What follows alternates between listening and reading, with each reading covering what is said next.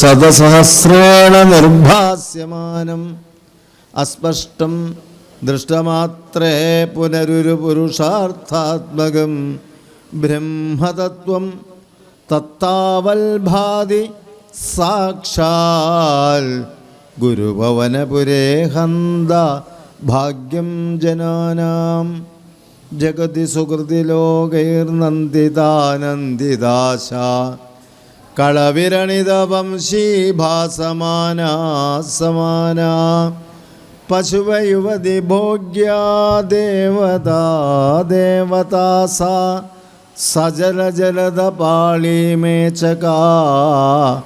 മേച്ചകാസ്തു രാമായ രാമചന്ദ്രായ രാമഭദ്രായ വേധസേ രഘുനാഥായ നാഥായ സീതായ പതയേ നമഃ.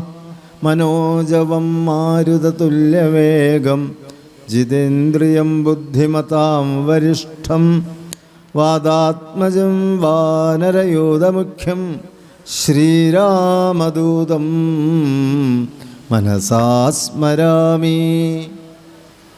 കൂജന്തം രാമ രാമേതി മധുരം മധുരാക്ഷരം ആരുഹ്യ കവിതാശാഖാം വന്ദേ വാൽമീകികോകിലം.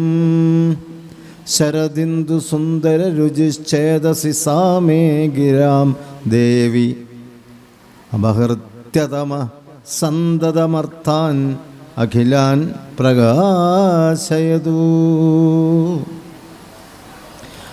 ഇപ്പോൾ രാമകഥാസാഗരത്തിലൂടെ നാം നീങ്ങുമ്പോൾ കിഷ്കിന്ധ ഖണ്ഡത്തിലെ കഴിഞ്ഞ ദിവസം താരയുടെ മോഹമെല്ലാം അകന്ന് അജ്ഞാനമെല്ലാം അകന്ന് സൗഖ്യം പൂണ്ട് വിജ്ഞാനമോടതിസ്വസ്ഥനായാൻ തുലോം. അപ്പോൾ അജ്ഞാനം കൊണ്ടാണ് നമുക്ക് ദുഃഖങ്ങളുണ്ടാകുന്നത്. വിജ്ഞാനം വിശേഷപ്പെട്ട അറിവ് വരുമ്പോൾ ദുഃഖിക്കേണ്ടതില്ല എന്ന പ്രധാന ഉത്ബോധനം തന്നെയാണ് താരോപദേശം എന്ന ഭാഗത്തോട് നമുക്ക് പറഞ്ഞു തന്നത്. സീതാന്വേഷണ മധ്യേ ഇവിടെ കിഷ്കിന്ധ രാജധാനിക്ക് സമീപമുള്ള പർവ്വതത്തിൽ വെച്ച് സുഗ്രീവ സഖ്യമെല്ലാം ചെയ്ത ശേഷം ഇപ്പോൾ ബാലിവധം കഴിഞ്ഞിരിക്കുന്നു. സുഗ്രീവൻ്റെ ജ്യേഷ്ഠനായ ബാലി ഇത്രയും കാലം രാജാവായിരുന്നു. ഇപ്പോൾ രാജാവില്ലാത്ത അവസ്ഥയാണ് കിഷ്കിന്ധ രാജ്യത്തിന്. അപ്പോഴാണ് ഇപ്പോൾ ഈ യുദ്ധത്തിൽ ജയിച്ച സുഗ്രീവൻ ഭഗവാന്റെ മുന്നിൽ വന്ന് നിൽക്കുകയാണ്. ശ്രീരാമചന്ദ്രപ്രഭുവിൻ്റെ മുന്നിൽ നിന്ന് വന്ന് പറഞ്ഞത് ആദ്യം തന്നെ എന്താ ചെയ്യേണ്ടത്, ഈ ജ്യേഷ്ഠനുള്ള സംസ്കാരാദികളും ഒക്കെ ചെയ്യുക, ജലതർപ്പണങ്ങൾ ചെയ്ത ശേഷം വരൂ പറഞ്ഞ പ്രകാരം ഗംഭീരമായതൊക്കെ ചെയ്തു. ശേഷം നേരെ സുഗ്രീവൻ വന്ന് ശ്രീരാമൻ്റെ മുന്നിൽ വന്ന് നിന്നുകൊണ്ട് പറഞ്ഞത്, ഈ രാജ്യത്തെ അങ്ങ് പരിപാലിച്ചാലും, കാരണം അങ്ങാണിതിനെല്ലാം അവകാശി, ഞാൻ ലക്ഷ്മണനെ പോലെ അങ്ങയുടെ പാദദാസനായി ശിഷ്ടകാലം കഴിച്ചുകൂട്ടാം. അത്രയേറെ ഭഗവാനാണ് ശ്രീരാമൻ തൻ്റെ മുന്നിൽ നിൽക്കുന്നത് ശരിക്കും ബോധ്യം വന്നു. തത്വജ്ഞാനമുണ്ടായി സുഗ്രീവന്. അതുകൊണ്ടാണ് രാജ്യവും ഒന്നുമല്ല, ചക്രവർത്തി പദവും ഒന്നുമല്ല, ഭഗവത്പാദ സേവ തന്നെയാണ് ഏറ്റവും വലുത് എന്ന് അനുഭവത്തിലൂടെ ബോധ്യപ്പെട്ട സുഗ്രീവൻ വന്ന് പറഞ്ഞു, ഞാൻ ലക്ഷ്മണനെ പോലെ സേവിച്ചുകൊള്ളുവൻ, ലക്ഷ്മണനെ പോലെ. ഇനി പോൾക്ക് അങ്ങനെയാണ് ചെയ്യാൻ പോകണമെന്ന് പറഞ്ഞപ്പോൾ ഭഗവാൻ ചിരിച്ചുകൊണ്ട് പറഞ്ഞു, അങ്ങനെയല്ല, നീ തന്നെ ഞാനതിനില്ലൊരു സംശയം, ഞാനും നീ ഒന്നാണ്, പിന്നെന്തിനാ പ്രത്യേകിച്ച് എന്നെ സേവിക്കേണ്ട ആവശ്യം.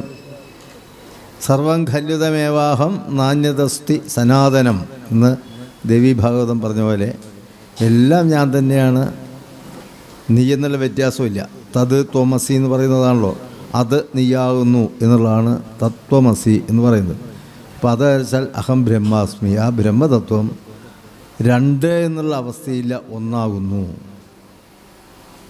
അപ്പോഴാണ് ഒന്ന് എന്നുള്ള ബോധം വരുമ്പോഴാണ്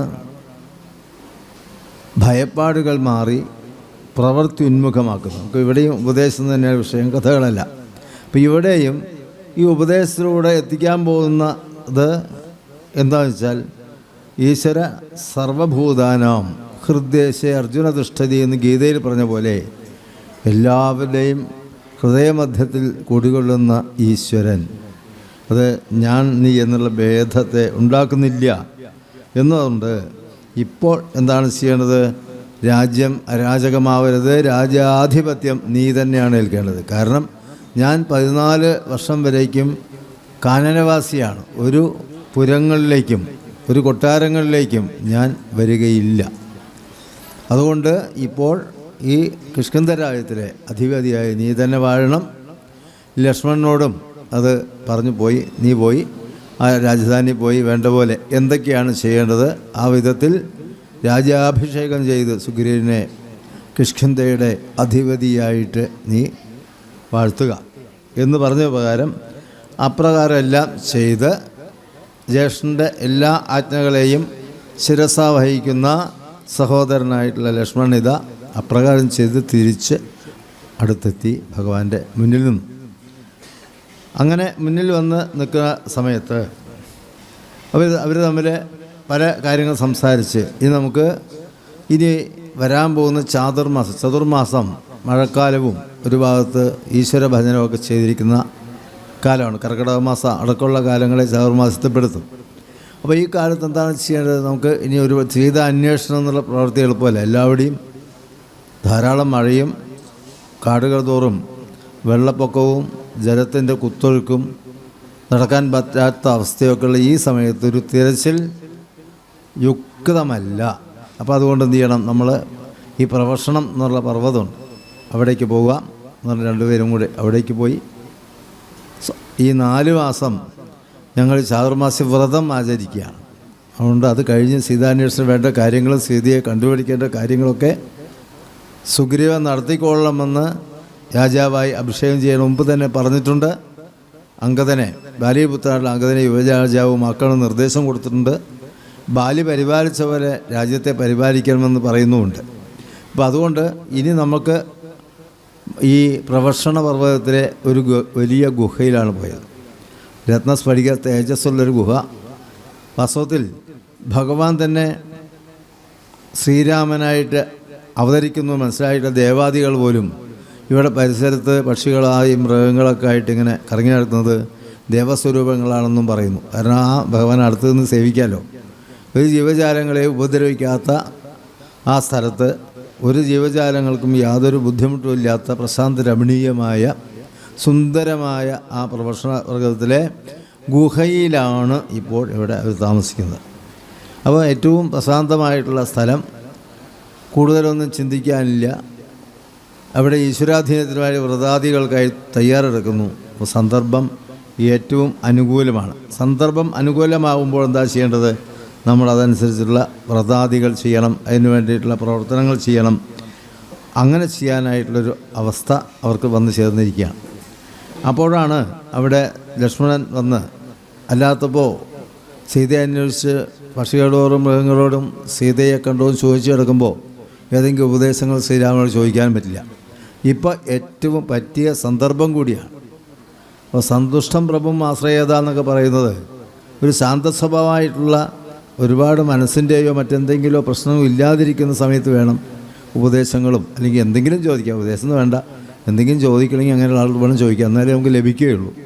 അപ്പോൾ അതുകൊണ്ട് തന്നെ ഇതാണ് സന്ദർഭം എന്ന് മനസ്സിലാക്കിയിട്ടുള്ള ലക്ഷ്മണൻ ജ്യേഷ്ഠനോട് വന്ന് പറഞ്ഞു. അതുകൊണ്ട് എനിക്ക് എന്താണ് ഈ ആത്മതത്വത്തെക്കുറിച്ച് അത് വളരെ മനസ്സിലായി. പൂജാവിധികൾ, ആൾക്കാർ ഈശ്വര ആരാധനയ്ക്ക് വേണ്ടി പൂജ, അതിനാണ് ക്രിയാമാർഗം എന്ന് പറയുന്നത്. പൂജാവിധികൾ ധാരാളം ചെയ്യുന്നുണ്ടല്ലോ. നാരദവ്യാസ വിരിഞ്ചാദികൾ സദാ നിത്യം പുരുഷാർത്ഥമെന്ന് യോഗീന്ദ്രന്മാർ ഭക്ത്യാ പറയുന്നതെന്നു കേൾപ്പുണ്ടു ഞാൻ. ഭക്തനായി ദാസനായുള്ളോരടി എന്നെ മുക്തിപ്രദമുപദേശിച്ചരുളേണം. അതുകൊണ്ട് യോഗീന്ദ്രന്മാർ പറയുന്നു, അതുപോലെ തന്നെ എല്ലാ ദേവകളും പറയുന്നു, സാക്ഷാൽ ശ്രീനാരായണനെ പൂജിച്ച് മോക്ഷം ലഭിക്കുന്നു എന്നൊക്കെ കേട്ടിട്ടുണ്ട്. അപ്പം അങ്ങനെയുള്ള പൂജാവിധികൾ എന്തൊക്കെയാണ് ചെയ്യേണ്ടത് അത് പറഞ്ഞു തരണം എന്ന് ആ ലക്ഷ്മണൻ ജ്യേഷ്ഠനും ആചാര്യനും എല്ലാമായ ശ്രീരാമചന്ദ്ര പ്രഭുവിനോട് പറയാം, ലോകൈകനാഥ ഭവാനരുൾ ചെയ്കിലോ ലോകോപകാരകമാകയുമുണ്ടല്ലോ. ലക്ഷ്മണനേവമുണർത്തിച്ച നേരത്ത് തൽക്ഷണേ ശ്രീരാമദേവനരുൾ ചെയ്തു. അപ്പോൾ എനിക്കിത് പറഞ്ഞു തന്നാൽ എനിക്ക് മാത്രമല്ല ലോകോപകാരപ്രദമാവുകയും ലോകത്തിന് ഉപകാരപ്രദമാവാനാണ് ഈ ഉപദേശങ്ങൾ. ഒന്നോ രണ്ടോ ആളുടെ മാത്രമല്ല. ഇപ്പോൾ ഗീതോപദേശമായാലും ഉദ്ധവോപദേശമായാലും ലക്ഷ്മണോപദേശമായാലും ഇവിടെ പറയുന്ന ക്രിയാമാർഗോപദേശം ലക്ഷ്മണുള്ളതായാലും അതിലെന്ത് പറയുന്നു എന്ന് വരും തലമുറ മനസ്സിലാക്കുകയും ആ ശ്രേഷ്ഠന്മാരുടെ ആചാരത്തെ നാം അനുവർത്തിക്കുകയും ചെയ്യുന്നു. യദ്യത് ആചരതി ശ്രേഷ്ഠ തത്തദേവേതരേ ജനാഹ സയപ്രമാണം കുരുതേ ലോക തദനുവർത്തത എന്നും പ്രമാണമുണ്ട്. ശ്രേഷ്ഠന്മാരായിട്ടുള്ള മഹത് വ്യക്തികൾ എന്തൊക്കെയാണോ ആചരിക്കുന്നത് അത് പിന്നീട് വരുന്നവർ ആ മഹത് വ്യക്തികളുടെ പ്രവർത്തനത്തെ അനുകരിക്കുന്നു. ലോക എല്ലാവരും, ലോകം മുഴുവൻ ജനങ്ങളും അനുവർത്തിക്കുന്നു. അപ്പം നമ്മൾ പലതും ചെയ്തത് മുഴുവൻ നമ്മൾ സ്വയം ഉണ്ടാക്കിയെടുത്തതല്ല, ഇതിനു മുമ്പുള്ളവർ ചെയ്ത് കണ്ട് ശീലിച്ചാണ്. പിന്നീട് പലതും പറഞ്ഞാലും ആ ശീലമാണ് നമ്മൾ ചെയ്യുന്നത്. ഒരാളെ നമ്മളൊരു കുട്ടി, വലിയ ആളെ വേണ്ട, കുട്ടിയുടെ മേലെ ഒരു കാല് തൊട്ടാൽ നമ്മളറിയാതെ ആ കുട്ടിയെ തൊടിക്കും. എന്താണെന്ന് ചോദിച്ചാൽ അത് ശീലമാണ്. ശീലത്തിന് തത്വമുണ്ട്. കാരണം ഈ നേരത്തെ പറഞ്ഞ പോലെ ബ്രഹ്മതത്വമാണ്, എല്ലാവരും ഒന്നാണ്, ഈശ്വരനാണ്, കുട്ടിയായാലും വലിയ ആൾ അതിൽ കുടികൊള്ളുന്നത് ഭഗവാനാണ്. ആ ഭഗവാന്റെ മേലെ നമ്മൾ കാല് തൊട്ടാലേ വയ്ക്കണ്ടേ. അങ്ങനെ തത്വങ്ങളുണ്ട്, ഇല്ലെന്നല്ല. പക്ഷെ അതൊന്നും വേണ്ട. അത് ശ്രേഷ്ഠന്മാർ ആചാര്യം കണ്ടെത്തിയിട്ടുണ്ട്, നമ്മൾ അത് അനുവർത്തിക്കുന്നു. അല്ല എല്ലാറ്റിനും മുഴുവൻ പ്രമാണമില്ലാത്ത ഒന്നും ഇല്ലെങ്കിൽ പോലും ലോക ശ്രേഷ്ഠാൻ അനുവർത്തതേ, ആചാര്യശ്രേഷ്ഠന്മാരുടെ പ്രവർത്തനത്തെ അനുവർത്തിച്ചുകൊണ്ട് പിന്തുടർന്നുകൊണ്ടാണ് നമ്മൾ ഒരുപാട് ആചാരങ്ങൾ ചെയ്യുന്നത്. സന്ധ്യ നേരത്തെ വിളക്ക് വയ്ക്കുന്നു, നാമം ജപിക്കുന്നു, പ്രദക്ഷിണം വയ്ക്കുന്നു. എന്താണ് പ്രദക്ഷിണം വയ്ക്കുന്നതെന്ന് വെച്ചാൽ എന്താ, ഈശ്വര അതിനും ഉണ്ട്, തൊഴുന്നതിനുണ്ട്. എന്താ തൊഴിച്ചാൽ നമ്മൾ ശീലിച്ചു ആ നടക്കിലെത്തിക്കഴിഞ്ഞാൽ ആ ദേവനെ അത് പൂജയുടെ ഭാഗമായിട്ട് തന്നെ മദർ തുറക്കുമ്പോൾ അറിയാതെ കൈ കൂപ്പിക്കും, കൈ ഉയർത്ത് മേലേക്ക് വയ്ക്കും. സുഹൃത്തുക്കളെ കണ്ട സമത്വമാണ് വാസ്തവത്തിൽ. കൈ മേലേക്ക് കയറ്റി കഴിഞ്ഞാൽ അഹം ത്വം മത്തഹ ഉത്കൃഷ്ട, അല്ലയോ ദേവ, അങ്ങ് എന്നേക്കാൾ എത്രയോ വലുതാണ്, അതിനേക്കാൾ താഴെയുള്ള ആളാണ് ഞാൻ എന്ന് പറയാനാണ് ഇത് പറയുന്നത്. അപ്പം ഉറക്കെ വയ്ക്കുന്നത് ആരെയാണോ തൊഴുന്നത് ആൾ നമ്മളെക്കാൾ മേലെ എന്ന് നമ്മൾ അംഗീകരിക്കണം. അപ്പോൾ സാധാരണ അങ്ങനെ തൊഴുന്നത് ഈശ്വരന്മാരെയും ക്ഷേത്രത്തിലൊക്കെയാണ്. സാധാരണ പള്ളിക്കാരൻ വന്ന് തൊഴുതാൽ കൂടി മതി. പക്ഷേ ഈശ്വരനെ അറിയാതെ നമ്മൾ ചെയ്തു പോകും. തലയ്ക്ക് മേലൊക്കെ എടുത്ത് വാക്കിന് അർത്ഥമുണ്ട്. പക്ഷെ അതൊന്നും നോക്കിയിട്ടല്ല നമ്മൾ ചെയ്യുന്നത്. നോക്കേണ്ട ആവശ്യമില്ല, നോക്കിയോണ്ട് ദോഷമില്ല. അതിനാണ് സത്സംഗങ്ങളും അറിവാക്കുള്ളവർ കൂടുതൽ മനസ്സിലാക്കണമെന്നുള്ളവർ സത്സംഗത്തിലൂടെ സൽഗ്രന്ഥത്തിലൂടെ ഒക്കെ മനസ്സിലാക്കിയെടുക്കും. ഒരു തെറ്റുമില്ല, അത് നല്ലത് തന്നെയാണ്. പക്ഷെ അതൊന്നും അറിഞ്ഞില്ലെങ്കിലും വിരോധമൊന്നുമില്ല. അതറിഞ്ഞേ തൊഴാൻ പാടുള്ളൂ. അത് അറിയാത്തതുകൊണ്ട് ഞാൻ തൊഴുന്നില്ല എന്ന് ചിന്തിക്കേണ്ട ആവശ്യമില്ല. അങ്ങനെ ചെയ്യുന്നതിന് മുഴുവൻ പ്രമാണങ്ങളുണ്ട്, സംശയമൊന്നുമില്ല. വെറുതെ ഇല്ലാത്തതുണ്ടായില്ല. എങ്കിലും അതിലും എളുപ്പമാണല്ലോ. വേറൊരാളെങ്ങനെ പറഞ്ഞു, അദ്ദേഹം അങ്ങനെ ചെയ്യുന്നുണ്ട്, അത്രയും വലിയ ആളാണ്, പിന്നെ നമുക്ക് ചെയ്യാലോ എന്ന് പറഞ്ഞ് ചെയ്യുമ്പോൾ അത് കുറച്ചുകൂടെ. അതുകൊണ്ട് ശ്രീരാമചന്ദ്ര പ്രഭു എന്നോട് ഈ ക്രിയാമാർഗ ഉപദേശം നടത്തിയ അതിൻ്റെ പരിണിതഫലം അതിലെന്താ പറഞ്ഞത് ബാക്കിയുള്ളവർക്കൊക്കെ അത് അനുവർത്തിക്കാം. അതാണ് അതിൻ്റെ പ്രത്യേകത. അത് ലക്ഷ്മണൻ തന്നെ പറഞ്ഞു പോകുന്ന ലോകോപകാരകം ആകയുമുണ്ടല്ലോ. ഇപ്പോൾ ഇവിടെ പറയുന്ന കാര്യങ്ങൾ മാലോകർക്ക് ഉപകാരപ്രദമാകണം. ലോകാസമസ്ത സുഖിനോ ഭവന്തു എന്നുള്ളത് തന്നെയാണ് മുഖ്യ ലക്ഷ്യം. ആധ്യാത്മികതയുടെ ലക്ഷ്യം എല്ലാവർക്കും സൗഖ്യമുണ്ടാകണേ എന്നാണ്. ആ സൗഖ്യത്തിന് സർവേ ഭവന്തു സുഖിനഃ സർവേ ഭവന്തു നിരാമയ എന്ന് പറയുന്നത് തന്നെ എല്ലാവരും സൗഖ്യമുള്ളവരാവണം, എല്ലാവരും അസുഖങ്ങൾ അകന്നവരായിരിക്കണം. അപ്പോൾ ആ പരമാനന്ദത്തിലേക്ക് എത്താനുള്ള പടികളാണ് നമുക്ക് ഈശ്വരാരാധന അല്ലെങ്കിൽ ആധ്യാത്മിക തത്വവിചാരം എന്നുള്ളതാണ് ഏറ്റവും പ്രധാനമായിട്ടുള്ള കാര്യം. അതിനെന്ത് വേണം, ഇങ്ങനെ നമുക്ക് വെറുതെ വിചാരിച്ചാലാവില്ല. അതിന് ശ്രീരാമചന്ദ്ര പ്രഭുവിനെ പോലുള്ള ആചാര്യനെ കിട്ടണം. അതിനെയാണ് സത്സംഗം എന്ന് പറയുന്നത്. ആചാര്യന്മാരെ നല്ല ആചാര്യന്മാരായിട്ട് സമീപിച്ച് ഉപദേശമൊക്കെ തേടുമ്പോൾ അതിനെ സത്സംഗമായിട്ട് പറയാം. സത്സംഗം നടന്നാൽ എന്താ? സത്സംഗത്തെ നിസ്സംഗത്വം, നിസ്സംഗത്തെ നിർമോഹത്വം, നിർമോഹത്തെ നിർമ്മലതത്വം, നിർമ്മലതത്വേ ജീവൻ മുക്തി എന്ന് പറയുന്നത്. അതിൻ്റെ ആ ജീവൻ മോക്ഷത്തിന് എന്താണ് ഹേതു എന്ന് വെച്ചാൽ ധർമ്മം, അർത്ഥം, കാമം, മോക്ഷം എന്നീ 4 തരത്തിലാണല്ലോ പുരുഷാർത്ഥങ്ങൾ എന്നറിയപ്പെടുന്നത്. ധർമ്മം ആചരിച്ച് കാര്യങ്ങളെല്ലാം നേടുന്നത് കാമമാണത്. കാമം ധാർമ്മികമായിട്ടുള്ള കാമം. അത് കഴിഞ്ഞ് അർത്ഥം പറഞ്ഞാൽ ധനമാണ്. അത് ധാർമ്മികത്തിൻ്റെ അടിത്തറയിൽ നേടുന്ന ധനം, മറ്റുള്ളവരെ അപഹരിച്ചിട്ടല്ല, സ്വയം ആർജിക്കുന്നതാണ് ശ്രേഷ്ഠമായിട്ടുള്ള ധനം. അങ്ങനെ ധർമ്മ, അർത്ഥം, കാമം, മോക്ഷം, അതിലൂടെ ഉണ്ടാകുന്ന ഇഷ്ടാപൂർത്തികളാണ് കാമം എന്ന് പറയുന്നത്. വേണ്ടത് സ്വീകരിക്കുന്നതൊക്കെ കാമം തന്നെ, വേണ്ടത് ചെയ്യുന്നത്. അത് പക്ഷേ ധാർമ്മിക അടുത്തയാകുമ്പോഴാണ് അത് കൃത്യമായിട്ടും എന്തായി വരിക? അടിത്തറയിൽ നിന്ന് വരുന്നതുകൊണ്ട് അതിന് ദോഷം വരുന്നില്ല. അല്ലാതെ എങ്ങനെയെങ്കിലുമൊക്കെ പണം സമ്പാദിച്ചു നോക്കിയ ധാർമ്മികത്തിന് വിട്ടുണ്ടാക്കുന്ന ധനവും അതുപോലെ തന്നെ അത് അങ്ങനെയുള്ള രാവണനെ പോലുള്ള ധാർമ്മികത്തിന് വിട്ടുള്ള കാമവും ഒക്കെ എന്താവും? അപകടത്തിൽ മാത്രമേ എത്തുകയുള്ളൂ എന്ന് പറയണം. അപ്പോൾ മോക്ഷത്തിലെ ഈ പടികൾ കടന്നു വരിക യഥാർത്ഥ പടികളിലൂടെയാണ്.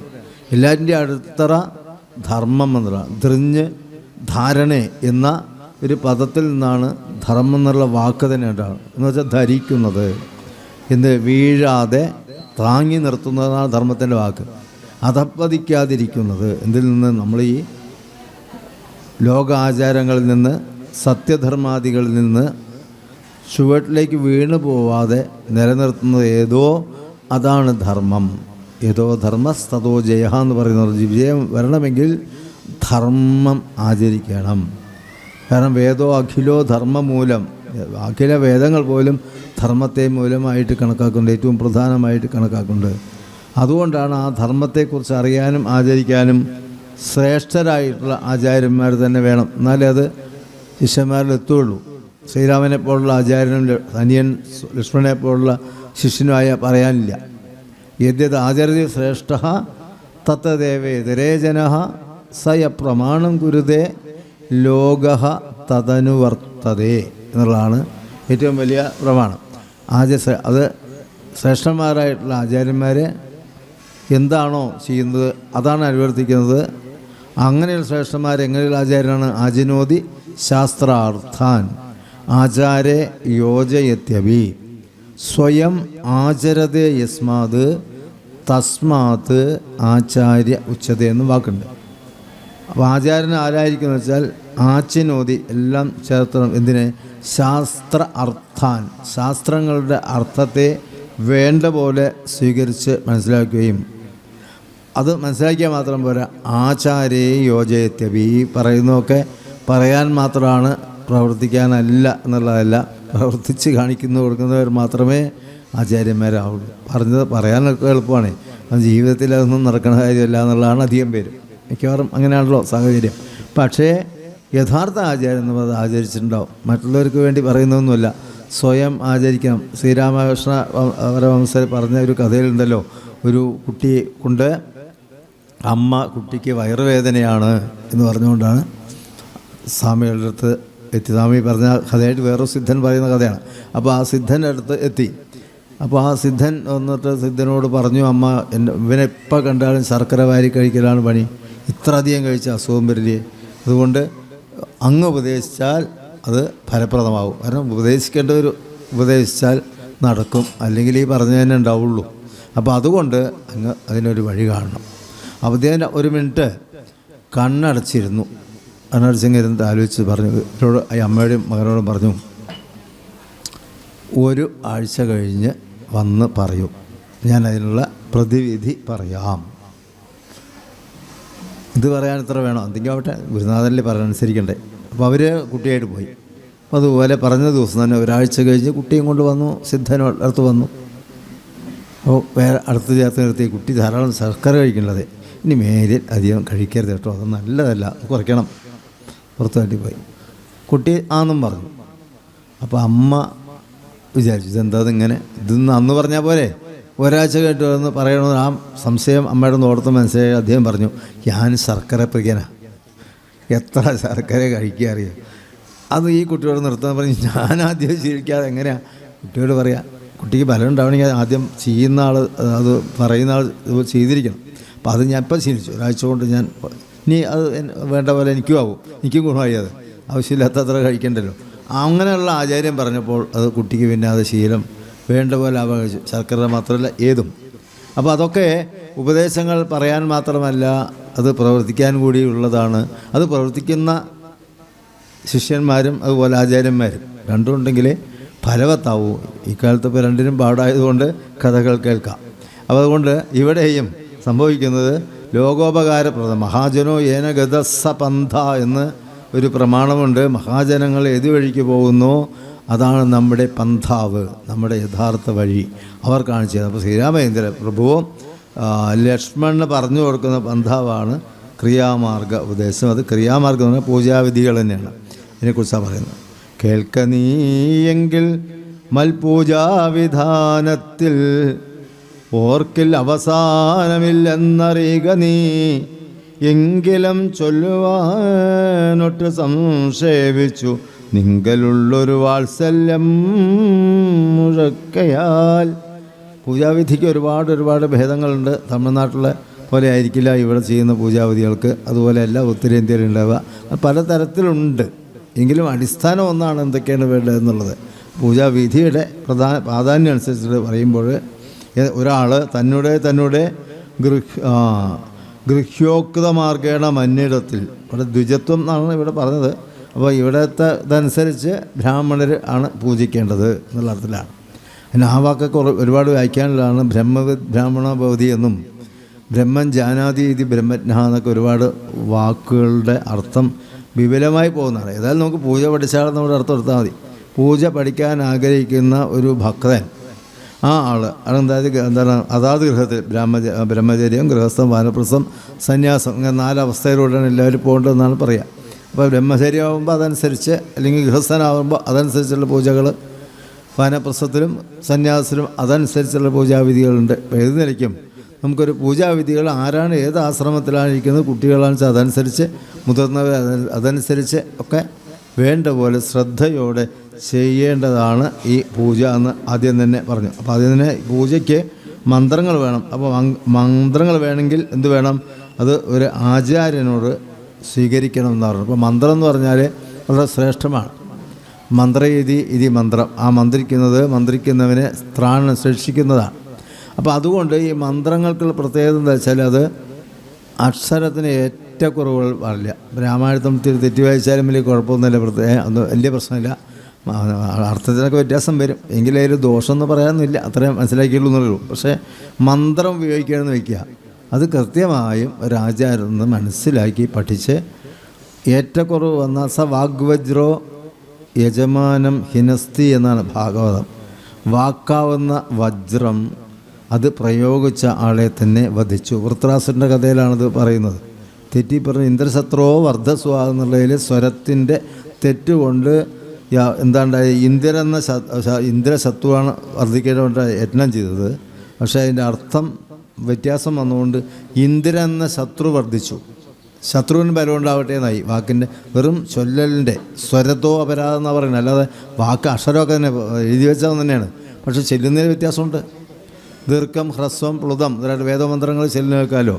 അപ്പം അതിൽ ഒരു തെറ്റുകൂടാതെ അത് ആചാര്യമുഖത്ത് സ്വീകരിച്ചുകൊണ്ട് കൃത്യമായിട്ട് വേണം മന്ത്രാദികൾ ചെല്ലുക. സ്തോത്രങ്ങളും ഒരുപാട് നമുക്ക് കീർത്തനങ്ങളുണ്ട്, അതൊക്കെ ആവാം. പക്ഷെ മന്ത്രമാകുമ്പോൾ തെറ്റിയാൽ ബുദ്ധിമുട്ട് അത് പ്രയോഗിച്ച ആൾക്കാണ് എന്നുള്ളതാണ്. അപ്പം അങ്ങനെ വരാതിരിക്കാനാണ് ആചാര്യനോട് മന്ത്രം കേട്ടു സാദരം. പിന്നെ വേണ്ടത് ഹൃക്കമലത്തിങ്കലാകിലുമാം പുനർ അഗ്നിഭവാങ്കൽ ആകിലുമാമെടോ മുഖ്യ പ്രതിമാദികൾ എന്നാകിലും അർക്കങ്കലാകിലും അപ്പിങ്കലാകിലും സ്തന്തിരത്തിങ്കലും നല്ല സാളഗ്രാമമുണ്ടെങ്കിലോ പുനരുത്തമമെത്രയും. അപ്പോൾ പൂജാവിധികളെക്കുറിച്ച് നമ്മൾ പറയുകയാണ്. അപ്പോൾ പൂജയിൽ നമ്മൾ ആദ്യം തന്നെ ചെയ്യുന്ന ഹൃത് കമലം എന്ന് പറഞ്ഞാൽ നമ്മുടെ മനസ്സ്, ഈ ഹൃദയമാകുന്ന കമലത്തിലാണ് ഭഗവാനെ തന്നെ ആദ്യം പ്രതിഷ്ഠിക്കേണ്ടത് പൂജയ്ക്ക്. പുറമേ മാത്രമല്ല, ആദ്യം ഉള്ളിലുണ്ടാവണം. നാരായണത്തിൽ ശ്ലോകത്തിലുള്ള ധ്യാനം തേ ശീലയേയം സമതനു സുഖബസ്ദാസനോ നാസികാഗ്രന്യസ്താക്ഷ. എങ്ങനെയാണ് ഭഗവാനെ ധ്യാനിക്കാൻ ശീലിക്കേണ്ടത് വെച്ചാൽ സുഖ ആസനത്തിൽ ഇരിക്കാൻ പത്മാസനത്തിൽ നിന്ന് നടന്നു നിവർന്ന് പകുതി കണ്ണ് അർദ്ധ നിമീലിത നേത്രമായി നാസികയുടെ മൂക്കിൻ്റെ അതിനോട് വേണം ഇരിക്കാൻ സാധാരണഗതിയിൽ. പക്ഷേ അവിടെ സുഖാസനം എന്നുള്ളത് പത്മാസനം എന്ന അർത്ഥമുണ്ട്. ആകെ കഷ്ടപ്പെട്ടിരുന്നിട്ടൊന്നും പൂജ ചെയ്തിട്ട് കാര്യമില്ല. ഇനിയിപ്പോൾ വായിക്കേണ്ട കാര്യം ഇങ്ങനെ കാല് മടക്കി വയ്ക്കാതെ ഇങ്ങനെ ഇരുന്നാൽ സൗകര്യച്ച് ഇങ്ങനെ വായിക്കേണ്ടത് നല്ലത്. അല്ലെങ്കിൽ ശരി ഞാനടക്കം 2 മണിക്കൂറാകുമ്പോഴേക്കും കാല് കാരണം പറയാനുള്ള ഇത് പോവും വേദന. ഇങ്ങനെ ഇരിക്കുമ്പോൾ വലിയ കുഴപ്പമില്ല. ചില സ്ഥലത്ത് ഇരിക്കേണ്ടി വരും, അങ്ങനെ ഇരിക്കാറൊക്കെ ഉണ്ട്. എങ്കിലും ഒരു 1.5 മണിക്കൂർ വരെ അറിയില്ല. അത് കഴിഞ്ഞാൽ കാലിൻ്റെ ബുദ്ധിമുട്ട് അറിയും. അപ്പോൾ കഴിയുന്നതും എന്നാൽ പിന്നെ ഇങ്ങനെ ഇരിക്കലും നല്ലത്. അപ്പോൾ ആ പ്രശ്നമില്ലല്ലോ, കാല് വേദന പ്രശ്നം വരില്ല. നിങ്ങൾക്കൊക്കെ അങ്ങനെ ആയിരിക്കാം. പായായിട്ട് എല്ലാവരും ഇരുന്ന് കഴിഞ്ഞാൽ ബുദ്ധിമുട്ടായിരിക്കും. ഇപ്പോൾ ആരെയും കുഴപ്പമില്ല, എല്ലാവരുടെയും ഗുരുവായൂർ ഇതിലൊക്കെ അങ്ങനത്തെ ആധ്യാത്മികങ്ങളിലൊക്കെ അങ്ങനെയാണ്. താവൊക്കെ നടക്കുമ്പോൾ അങ്ങനെ ആയിക്കഴിഞ്ഞു. അത് എന്ന് വെച്ചാൽ അവിടെ വിഷയം എന്താ, അതിൽ വലിയ തെറ്റൊന്നുമില്ല. സുഖബദ്ധാസന, നമുക്ക് എങ്ങനെ ഇരുന്നാലാണ് സുഖം മനസ്സിലുള്ളത്. ഈ ഇരിപ്പ് കൊണ്ട് ബുദ്ധിമുട്ടുണ്ടാക്കിയ അങ്ങനെ ഇരുന്നിട്ട് വായിക്കാൻ പറ്റില്ല. വായിച്ചിട്ട് അങ്ങനെ അപ്പോൾ ശ്രദ്ധ മുഴുവൻ കാലുവേദന കഷ്ടപ്പെട്ടു എന്നുള്ള പറയാൻ വേണ്ടി ഇരുന്നാൽ എങ്ങനെ പറ്റും? അത് സുഖബദ്ധാസന എന്ന് പണ്ടേ ഭാഗവത്തൊക്കെ പറയും. എന്നിട്ട് നാസികാഗ്ര ന്യസ്താക്ഷ പൂരകാദ്യ, പൂരകം രേചകം കുംഭകം മുതലായിട്ട് ഇത് പ്രാണായാമം ചെയ്ത് വായു അകത്തേക്കെടുത്ത് കുറച്ച് നേരം നിർത്തി പിന്നെ പുറത്തേക്ക് വിട്ട ശേഷം എന്ത് വേണം? രവി വിധുഷികനഹ എന്നവിടെ ഇവിടെ നേരിട്ട് അഗ്നിയെങ്കൽ എന്ന് പറഞ്ഞു കഴിഞ്ഞു. അഗ്നിമണ്ഡലത്തെ ധ്യാനിച്ച് അതിലേക്ക് ഭഗവാനെ എന്ന് പറഞ്ഞു. മറ്റേ ധ്യാനത്തിൻ്റെ വഴിയനുസരിച്ച് ആദ്യം രവിമണ്ഡലത്തെ, സൂര്യമണ്ഡലത്തെ ആദ്യം ധ്യാനിക്കണം, സൂര്യൻ്റെ മണ്ഡലം. അതിനുശേഷം അത് മനസ്സിൽ എത്ര തവണ ധ്യാനിച്ച് ഉറപ്പ് വന്നോ കുറച്ചതിന് ശേഷം മാത്രമേ ചന്ദ്രമണ്ഡലത്തെക്കുറിച്ച് ധ്യാനിക്കാൻ കഴിയുള്ളൂ. സൂര്യൻ തീക്ഷ്ണമാണ്, രശ്മികളുടെ വളരെയേറെ ശക്തമായിട്ടുള്ള ഉഷ്ണം അനുഭവപ്പെടുന്നതാണ്. ശീതാംശമാണ് ചന്ദ്രൻ, തണുപ്പ് തരുന്ന ആ ചന്ദ്രനെയും കൂടി നമ്മൾ മനസ്സിൽ ചന്ദ്രമണ്ഡലം, ചന്ദ്രനല്ല മണ്ഡലം മുഴുവൻ ധ്യാനിച്ചു. പിന്നെ അഗ്നിയെ എടുക്കാനുള്ള കഴിവ് വരും. സൂര്യനും ചന്ദ്രനും ധ്യാനിച്ചു കഴിഞ്ഞാൽ അഗ്നിയും തീക്ഷ്ണശിഖയാണ്. ആ തീക്ഷ്ണശിഖ ഹൃദയത്തിൻ്റെ ഉള്ളിലേക്ക് വരുമ്പോൾ അത് അനുഭവപ്പെട്ട് വേണം മനസ്സിലാക്കാൻ. അത് അനുഭവപ്പെടുന്ന ധ്യാനത്തിൽ അത്ര കാലം മുന്നോട്ട് പോയാലേ അതൊക്കെ സാധിക്കുള്ളൂ. അങ്ങനെയാണ് ചെയ്യേണ്ടതെന്ന് പറഞ്ഞുള്ളൂ അവിടെ ധ്യാനയോഗത്തിൽ. ഇവിടെ ധ്യാനമല്ല, പൂജാവിധിയാണ്, ഒന്ന് ധ്യാനിക്കണമെന്നേ ഉള്ളൂ. അതുകൊണ്ട് നേരത്തെ ഹൃദയകമലത്തിൽ 8 ദളമുള്ള താമരപ്പൂവ് മലർത്തി വെച്ചാൽ സങ്കല്പിച്ച് അവിടെ അഗ്നിമണ്ഡലം ചിന്തിച്ച് അവിടെ ഈശ്വരൻ്റെ കാര്യങ്ങളെ മന്ത്രപൂർവകം ആരാധിക്കുക. മാമെടോ, ഭഗവാനെ തന്നെ മന്ത്രപൂർവകമായി ആരാധിക്കലാണ് പൂജാവിധിയിൽ ആദ്യ കാര്യമായിട്ട് ചെയ്യേണ്ടത്.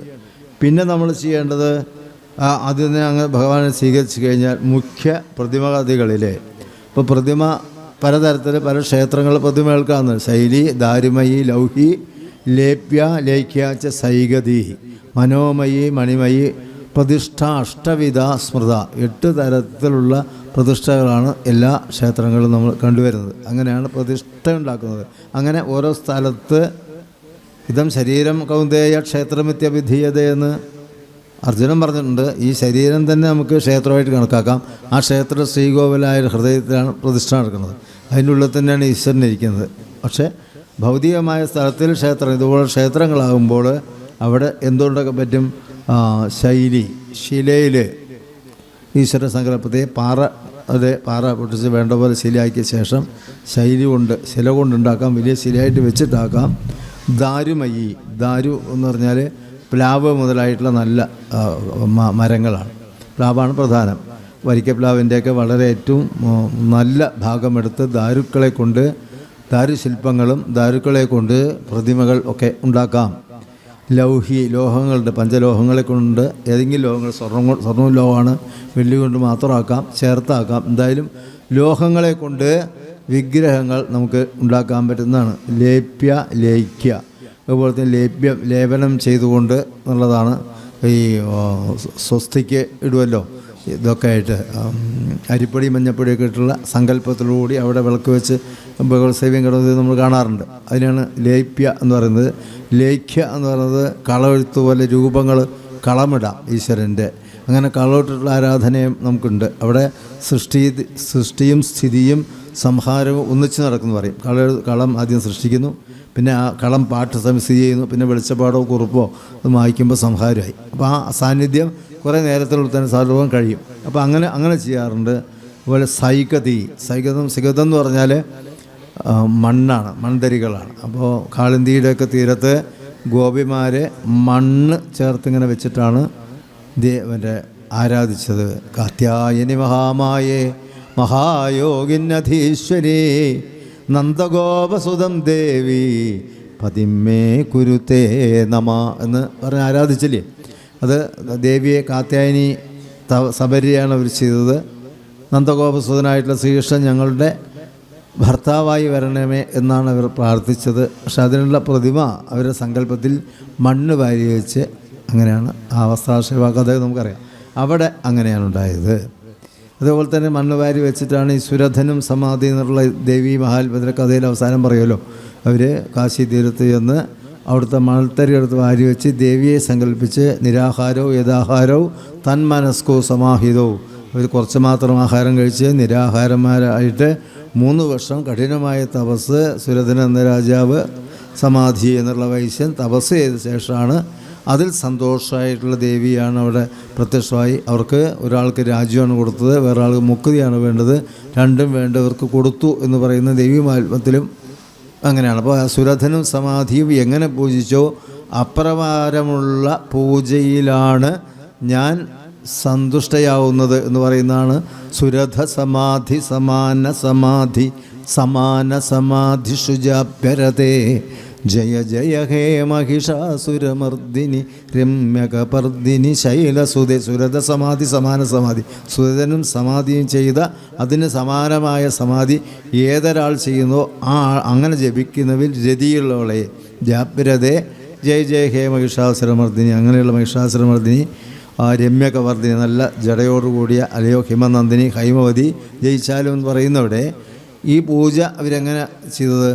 ഈ സൈഗതിയാണ്, സിഗത പൂജയാണ് അവർ ചെയ്തത്. സൈഗതി മനോമയി മണിമയി. ഇനി മനോമയിയായിട്ട് നേരത്തെ പറയാം, മനസ്സിൽ തന്നെ സങ്കല്പം കൊണ്ട് മാനസ പൂജ വളരെ ശ്രേഷ്ഠം തന്നെയാണ്. ഏകാഗ്രമാക്കണം.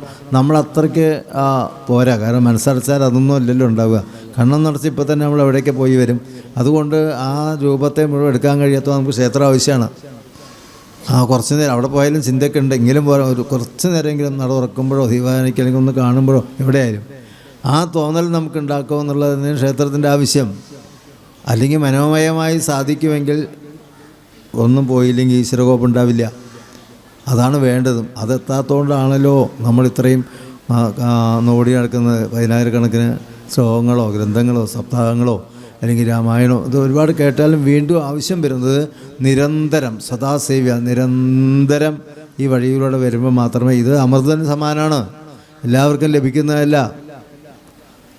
ഭാഗവത കഥ അമൃതനേക്കാൾ വലുതാണ്. സുധാകുംഭം എടുത്തു വന്നിട്ട് പോലും അത് വേണ്ട, സുധാകുംഭം അമൃതകുംഭം വേണ്ട, ഭാഗവതം മതി എന്ന് പറഞ്ഞ പോലെ അമൃതനേക്കാൾ വലുതായിട്ട് ലഭിക്കണമെങ്കിൽ ക്ഷിപ്രസാധ്യമല്ല, എളുപ്പം കിട്ടുന്ന കാര്യമൊന്നുമല്ല അത് ആർക്കും. പക്ഷേ പദ്ധതി പരാജയപ്പെട്ട പദ്ധതിയല്ല. ആധ്യാത്മികതയെ ശാസ്ത്രമെന്നാണ് പറയുന്നത്. ശാസ്ത്രം എന്നുള്ളത് ശാസ്ത്രത്തെ അനേന ഇത് ശാസ്ത്രം അനുശാസിക്കുന്നത്, ഇതുപോലെ ചെയ്താൽ ഇന്ന ഗുണങ്ങൾ ഉണ്ടാവുന്നത്, ഫലവത്തായത്, തിയറിയിൽ മാത്രമല്ല പ്രാക്ടിക്കലിലും കൊണ്ടുനടക്കാൻ കഴിയുന്നത്, ഇവയൊക്കെയാണ് ശാസ്ത്രം. ആ തലത്തിലാണ് ഭാരതത്തിൽ മാത്രമല്ല വിദേശങ്ങളിലെ സർവകലാശാലകൾ പോലും ഗവേഷണം നടത്തി ഭാരതീയ ആധ്യാത്മികതയുടെ സത്ത തിരിച്ചറിയുകയും അത് വെറും ഗ്രന്ഥങ്ങൾ മാത്രമല്ല ജീവിതത്തിൽ പ്രയോജനപ്രദമാവുന്ന കാര്യങ്ങൾ ഇത്രയും വ്യക്തമായി ലോകത്തൊരിടത്തും എഴുതി വയ്ക്കപ്പെട്ടിട്ടില്ല എന്ന് സമർത്ഥിക്കുകയും ചെയ്തിട്ടുണ്ട്. നമ്മൾ മാത്രമല്ല പുറമേയുള്ളവരും. അത്ര വലിപ്പമുണ്ട് അതിനുള്ള. അത്രയും ഈ ഉപദേശങ്ങളും നിർദ്ദേശങ്ങളും മനുഷ്യനെ കലഹത്തിൽ നിന്ന് മാറാനും ദുഃഖത്തിൽ നിന്ന് മറികടക്കാനും വിരോധങ്ങളിൽ നിന്ന് മാറ്റപ്പെടാനും ഒക്കെ ആയിട്ടുള്ള തത്വങ്ങളാണ്. അത് വളരെ എളുപ്പം സാധിക്കുന്നില്ല. ഇതൊക്കെ നമ്മളിലുള്ള ഒരുപാട് കൊള്ളരുതായ്മയാണ്. ഈശാമത മത്സര്യങ്ങളൊക്കെ അതിനെ മാറ്റിയെടുക്കാനുള്ള ഒരു സംവിധാനം എന്ന് പറഞ്ഞാൽ അതന്നെ എളുപ്പമുള്ളതല്ല. സ്വാഭാവികമായിട്ടുള്ള എല്ലാ നദികളും ഒഴുകുകയാണ്, ചുവട്ടിലേക്ക് ഒഴുകുക, തിരിച്ച് മേൽപോട്ട് ഒഴുക്കാൻ എളുപ്പമൊന്നുമല്ല. വളരെ അപൂർവമായിട്ടുള്ള ചില സംഭവങ്ങൾ ഒത്രയേറെ പണിയെടുത്താൽ പുഴയൊഴുകും, വഴി മാറ്റിയിടാം എന്ന് പറഞ്ഞ പോലെ മാറ്റിയിടാൻ കഴിയും. അത്രേ ഉള്ളൂ. അത്രയ്ക്ക് സാധിക്കുന്ന കാര്യങ്ങളിൽ 1-2 ദിവസങ്ങളോ വർഷങ്ങളോ കൊണ്ടോ സാധിക്കുന്നതല്ല. അതിന് എന്ത് വേണം? നിരന്തരമായിട്ടുള്ള സദാസേവ്യ ശ്രീമൽ ഭാഗവതി കഥ എന്ന് പറഞ്ഞ പോലെ എപ്പോഴും സേവിച്ചു കൊണ്ടിരുന്നാൽ മാത്രമേ സാധിക്കുകയുള്ളൂ. അപ്പോൾ ഇങ്ങനെ മനോമയും മണിമയി, മണി എന്നുള്ളത് മറ്റേ രത്നം കൊണ്ടാവാം, അല്ലെങ്കിൽ സാളഗ്രാമാദികൾ ഹിമാലയത്തിൻ്റെ വശങ്ങളിലൊക്കെ ഒഴുകി വരുന്ന ഉരുളൻകല്ലുകൾ രൂപപ്പെട്ട് സാളഗ്രാമം എന്ന് പറയും. അത്തരം സാളഗ്രാമങ്ങൾ വെച്ച് നമ്മൾ പൂജ ചെയ്യാം. ഇങ്ങനെയൊക്കെയാണ് പൂജാവിധാനത്തിൽ ഏറ്റവും പ്രധാനമായിട്ട് ചെയ്യേണ്ടത്. എന്നിട്ട് ആ പൂജയിൽ തന്നെ നമ്മളിപ്പോൾ ആരെയാണ് ആരാധിക്കുന്നത് എന്ന് വെച്ചാൽ അമ്മയാവാം, അല്ലെങ്കിൽ മഹാദേവനെ ആവാം, അല്ലെങ്കിൽ മഹാവിഷ്ണുവിനെ ആവാം, അല്ലെങ്കിൽ ഗണപതിയാവാം, അല്ലെങ്കിൽ സ്കന്ദൻ സുബ്രഹ്മണ്യനാവാം, അല്ലെങ്കിൽ സൗരന്മാർ. ഈ പറഞ്ഞത് ഷഡ്വിധ ഉപാസനാ രീതിയായിരുന്നു ഉണ്ടായിരുന്നത്. ആ ഷഡ്ഭേദത്തെ, ഇത് ഷഡ്ഭേദമാണത്, ദൈവിക സത്വത്തെ ആദ്യകാലങ്ങളിൽ ഷഡ്ഭേദങ്ങളായിട്ട് 6 തരത്തിലുള്ള വിധത്തിലായിട്ട് പൂജിച്ചിരുന്നു. അതെല്ലാം ഒന്നാണെന്ന് വരുമ്പോഴാണ് ഏകം സൽ വിപ്ര ബഹുധാ വദന്തി എന്ന് പിന്നീട് സമർത്ഥിക്കപ്പെട്ടത് ആൾക്കാർക്ക് അറിയാൻ. അപ്പോൾ ഗാണപത്യന്മാർ വിചാരിച്ചു ബ്രഹ്മേതി പരമാത്മേതി ഭഗവാനിതി ശബ്ദതേ എന്നുള്ള വാക്കിൽ ബ്രഹ്മം എന്നുള്ള പദം ഏത് ദേവനാണ് കൊടുക്കേണ്ടത് എന്നുള്ളത് ഗാണപത്യന്മാർ പറഞ്ഞാൽ ഗണപതി പുരാണത്തെയും ഗണപതിയുടെ വൈശിഷ്ട്യത്തെയും വർണ്ണിക്കുന്ന അതാ ഏറ്റവും വലിയ ദേവൻ ഗണപതിയാണ്, ആദ്യം പൂജിക്കേണ്ടത് ഗണപതിയാണെന്നുള്ളതുകൊണ്ട് അങ്ങനെ വേണമെന്ന് വാദിക്കുന്ന ഭക്തരാണ് ഗാണപത്യന്മാർ എന്ന് പറയുന്നത്. അതേപോലെ തന്നെ സ്കന്ദനാണ്, സേനാനിയാണ് സ്കന്ദൻ, എല്ലാ സർവ്വസൈന്യാധിപനാണ് സ്കന്ദൻ. അതുകൊണ്ട് ഈശ്വരൻ എന്ന് പറഞ്ഞാൽ ബ്രഹ്മമെന്ന പദത്തിൽ ഏറ്റവും അർഹനായിട്ടുള്ളത് സ്കന്ദനാണ് എന്ന് വിചാരിക്കുന്ന ആൾക്കാരുണ്ടായിരുന്നു. മഹാവിഷ്ണുവാണെന്ന് ഭാഗവതം പറയുന്നു, ഏറ്റവും ശ്രേഷ്ഠനാണ്, ആ ഭഗവാനെ പോലെ മറ്റാരും ഇല്ല എന്ന്. മഹാമായിട്ടുള്ള ആദിപരാശക്തിയാണ് എന്ന് ശാക്തേയന്മാർ പറയുന്നു. അവ ബ്രഹ്മപദം അവിടേക്കാണ് സമർപ്പിക്കേണ്ടതെന്ന്.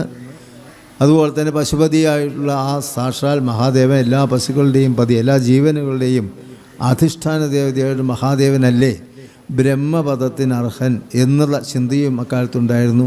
ഇങ്ങനെ ഷൺമതം, അത് പറഞ്ഞ അഭിപ്രായമാണ്, ഇപ്പോഴത്തെ റിലീജിയനല്ല, ഒപ്പീനിയനാണ്. അപ്പോൾ അവിടെ ഷൺമതങ്ങൾ ഒരുമിച്ച് ഉള്ള കാലത്ത് പിന്നീട് അവ ആരാധിക്കുന്നവർ തമ്മിൽ മത്സരം പോലും വന്നു. ശൈവന്മാർക്ക് വൈഷ്ണവന്മാരെ കണ്ടുകൂടാ, ശൈവമന്ത്രം ജപിക്കുന്നവർ വൈഷ്ണവ മന്ത്രം ജപിച്ചുകൂടാ, നാരായണനാമം ജപിക്കുന്നവർ നമഃശിവായ എന്ന് പറയാൻ പാടില്ല.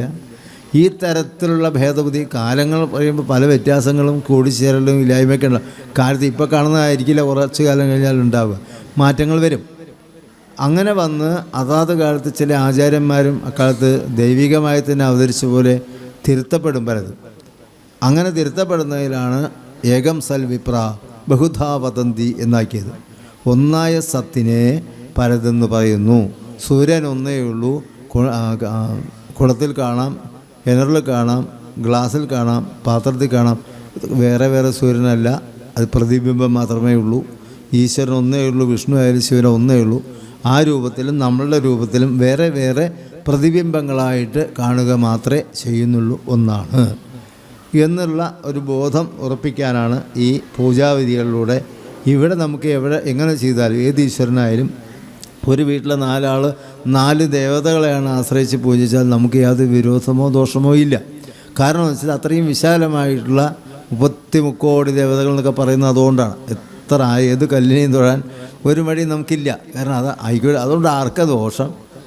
ആളൊരാൾ ബഹുമാനിക്കുമെന്നല്ലേ, അതിനൊക്കെ വിമർശിക്കേണ്ട ആവശ്യമില്ല. ആൾക്ക് സന്തോഷം കിട്ടുകയെന്ന് വെച്ചാൽ അയാൾ തൊഴുത്ത് പോകട്ടെ. അതുകൊണ്ട് വേറൊരാൾക്ക് വേദനയൊന്നും ഉണ്ടാവുന്നില്ല, അതിൻ്റെ പേരിലൊരു പ്രശ്നം ഉണ്ടാവുന്നില്ല. അതുകൊണ്ട് തന്നെ വിശാലം നമുക്ക് ഭക്ഷണം കഴിക്കുമ്പോൾ ഇലയിൽ പല വിഭവങ്ങളായിരിക്കും ഉണ്ടാവുക. എല്ലാവർക്കും എല്ലാ വിഭവമൊന്നും ഉണ്ടാവില്ല, ഇഷ്ടമൊന്നുമില്ല. അപ്പോൾ സാധാരണ രീതിയിൽ ഇഷ്ടമുള്ളത് കൂടുതൽ മേടിക്കാം, അല്ലാത്തത് വേണ്ടത് കഴിച്ചാൽ മതി, വേണ്ടത് വീണ്ടും ചോദിക്കാം. പക്ഷേ ഇപ്പോൾ പല സദ്യയും വേണ്ടത് ചോദിക്കാൻ വേണ്ടി ആൾ പറഞ്ഞിട്ട് പോയി കഴിഞ്ഞിട്ടുണ്ടാവും, പിന്നെ അങ്ങനെ ചോദിക്കാൻ പറ്റുക അല്ലേ? ഇന്നത് വേണമെന്ന് ഒരാൾ വിചാരിക്കുകയാണ്, കാളൻ പറയുമ്പോഴേക്കും കാളൻ പറഞ്ഞ് പോയി കഴിഞ്ഞു, പിന്നെ ആളവിടെ എത്തി. അതുകൊണ്ട് അതല്ല ഉദ്ദേശം, സദ്യയുടെ അതൊന്നുമല്ല. കൃത്യമായും ഓരോരുത്തർക്ക് എന്താണ് ആഗ്രഹിച്ചാൽ അത് വേണ്ടും കൂടെ. അത് ആദ്യം കുറച്ച് വിളമ്പാൽ മതി, ചിലർക്കൊന്നും ഇഷ്ടമാവാത്ത കുറേ വിളമ്പിയിട്ട് കാര്യമില്ല. രണ്ടാമത് കാളനോ അല്ലോ എന്താ വെച്ചാൽ പേര് പറയുമ്പോൾ വിളിച്ച് വീണ്ടും ആവശ്യത്തിന് കൊടുക്കുക, അതിനകത്ത് ഒഴിവാക്കുകയും ചെയ്യാം.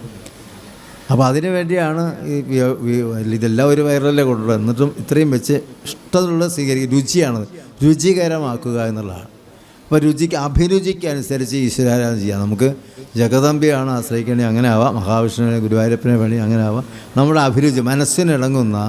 പക്ഷേ 3 തരത്തിലുള്ള ഈശ്വര വിശ്വാസത്തിൻ്റെ ക്ഷേത്രങ്ങളുടെയൊക്കെ അടിസ്ഥാനം പറയുന്നുണ്ട്. ഒന്ന് നമ്മുടെ കുലദേവത, പിന്നെ ഗ്രാമദേവത, പിന്നെ ഇഷ്ടദേവത.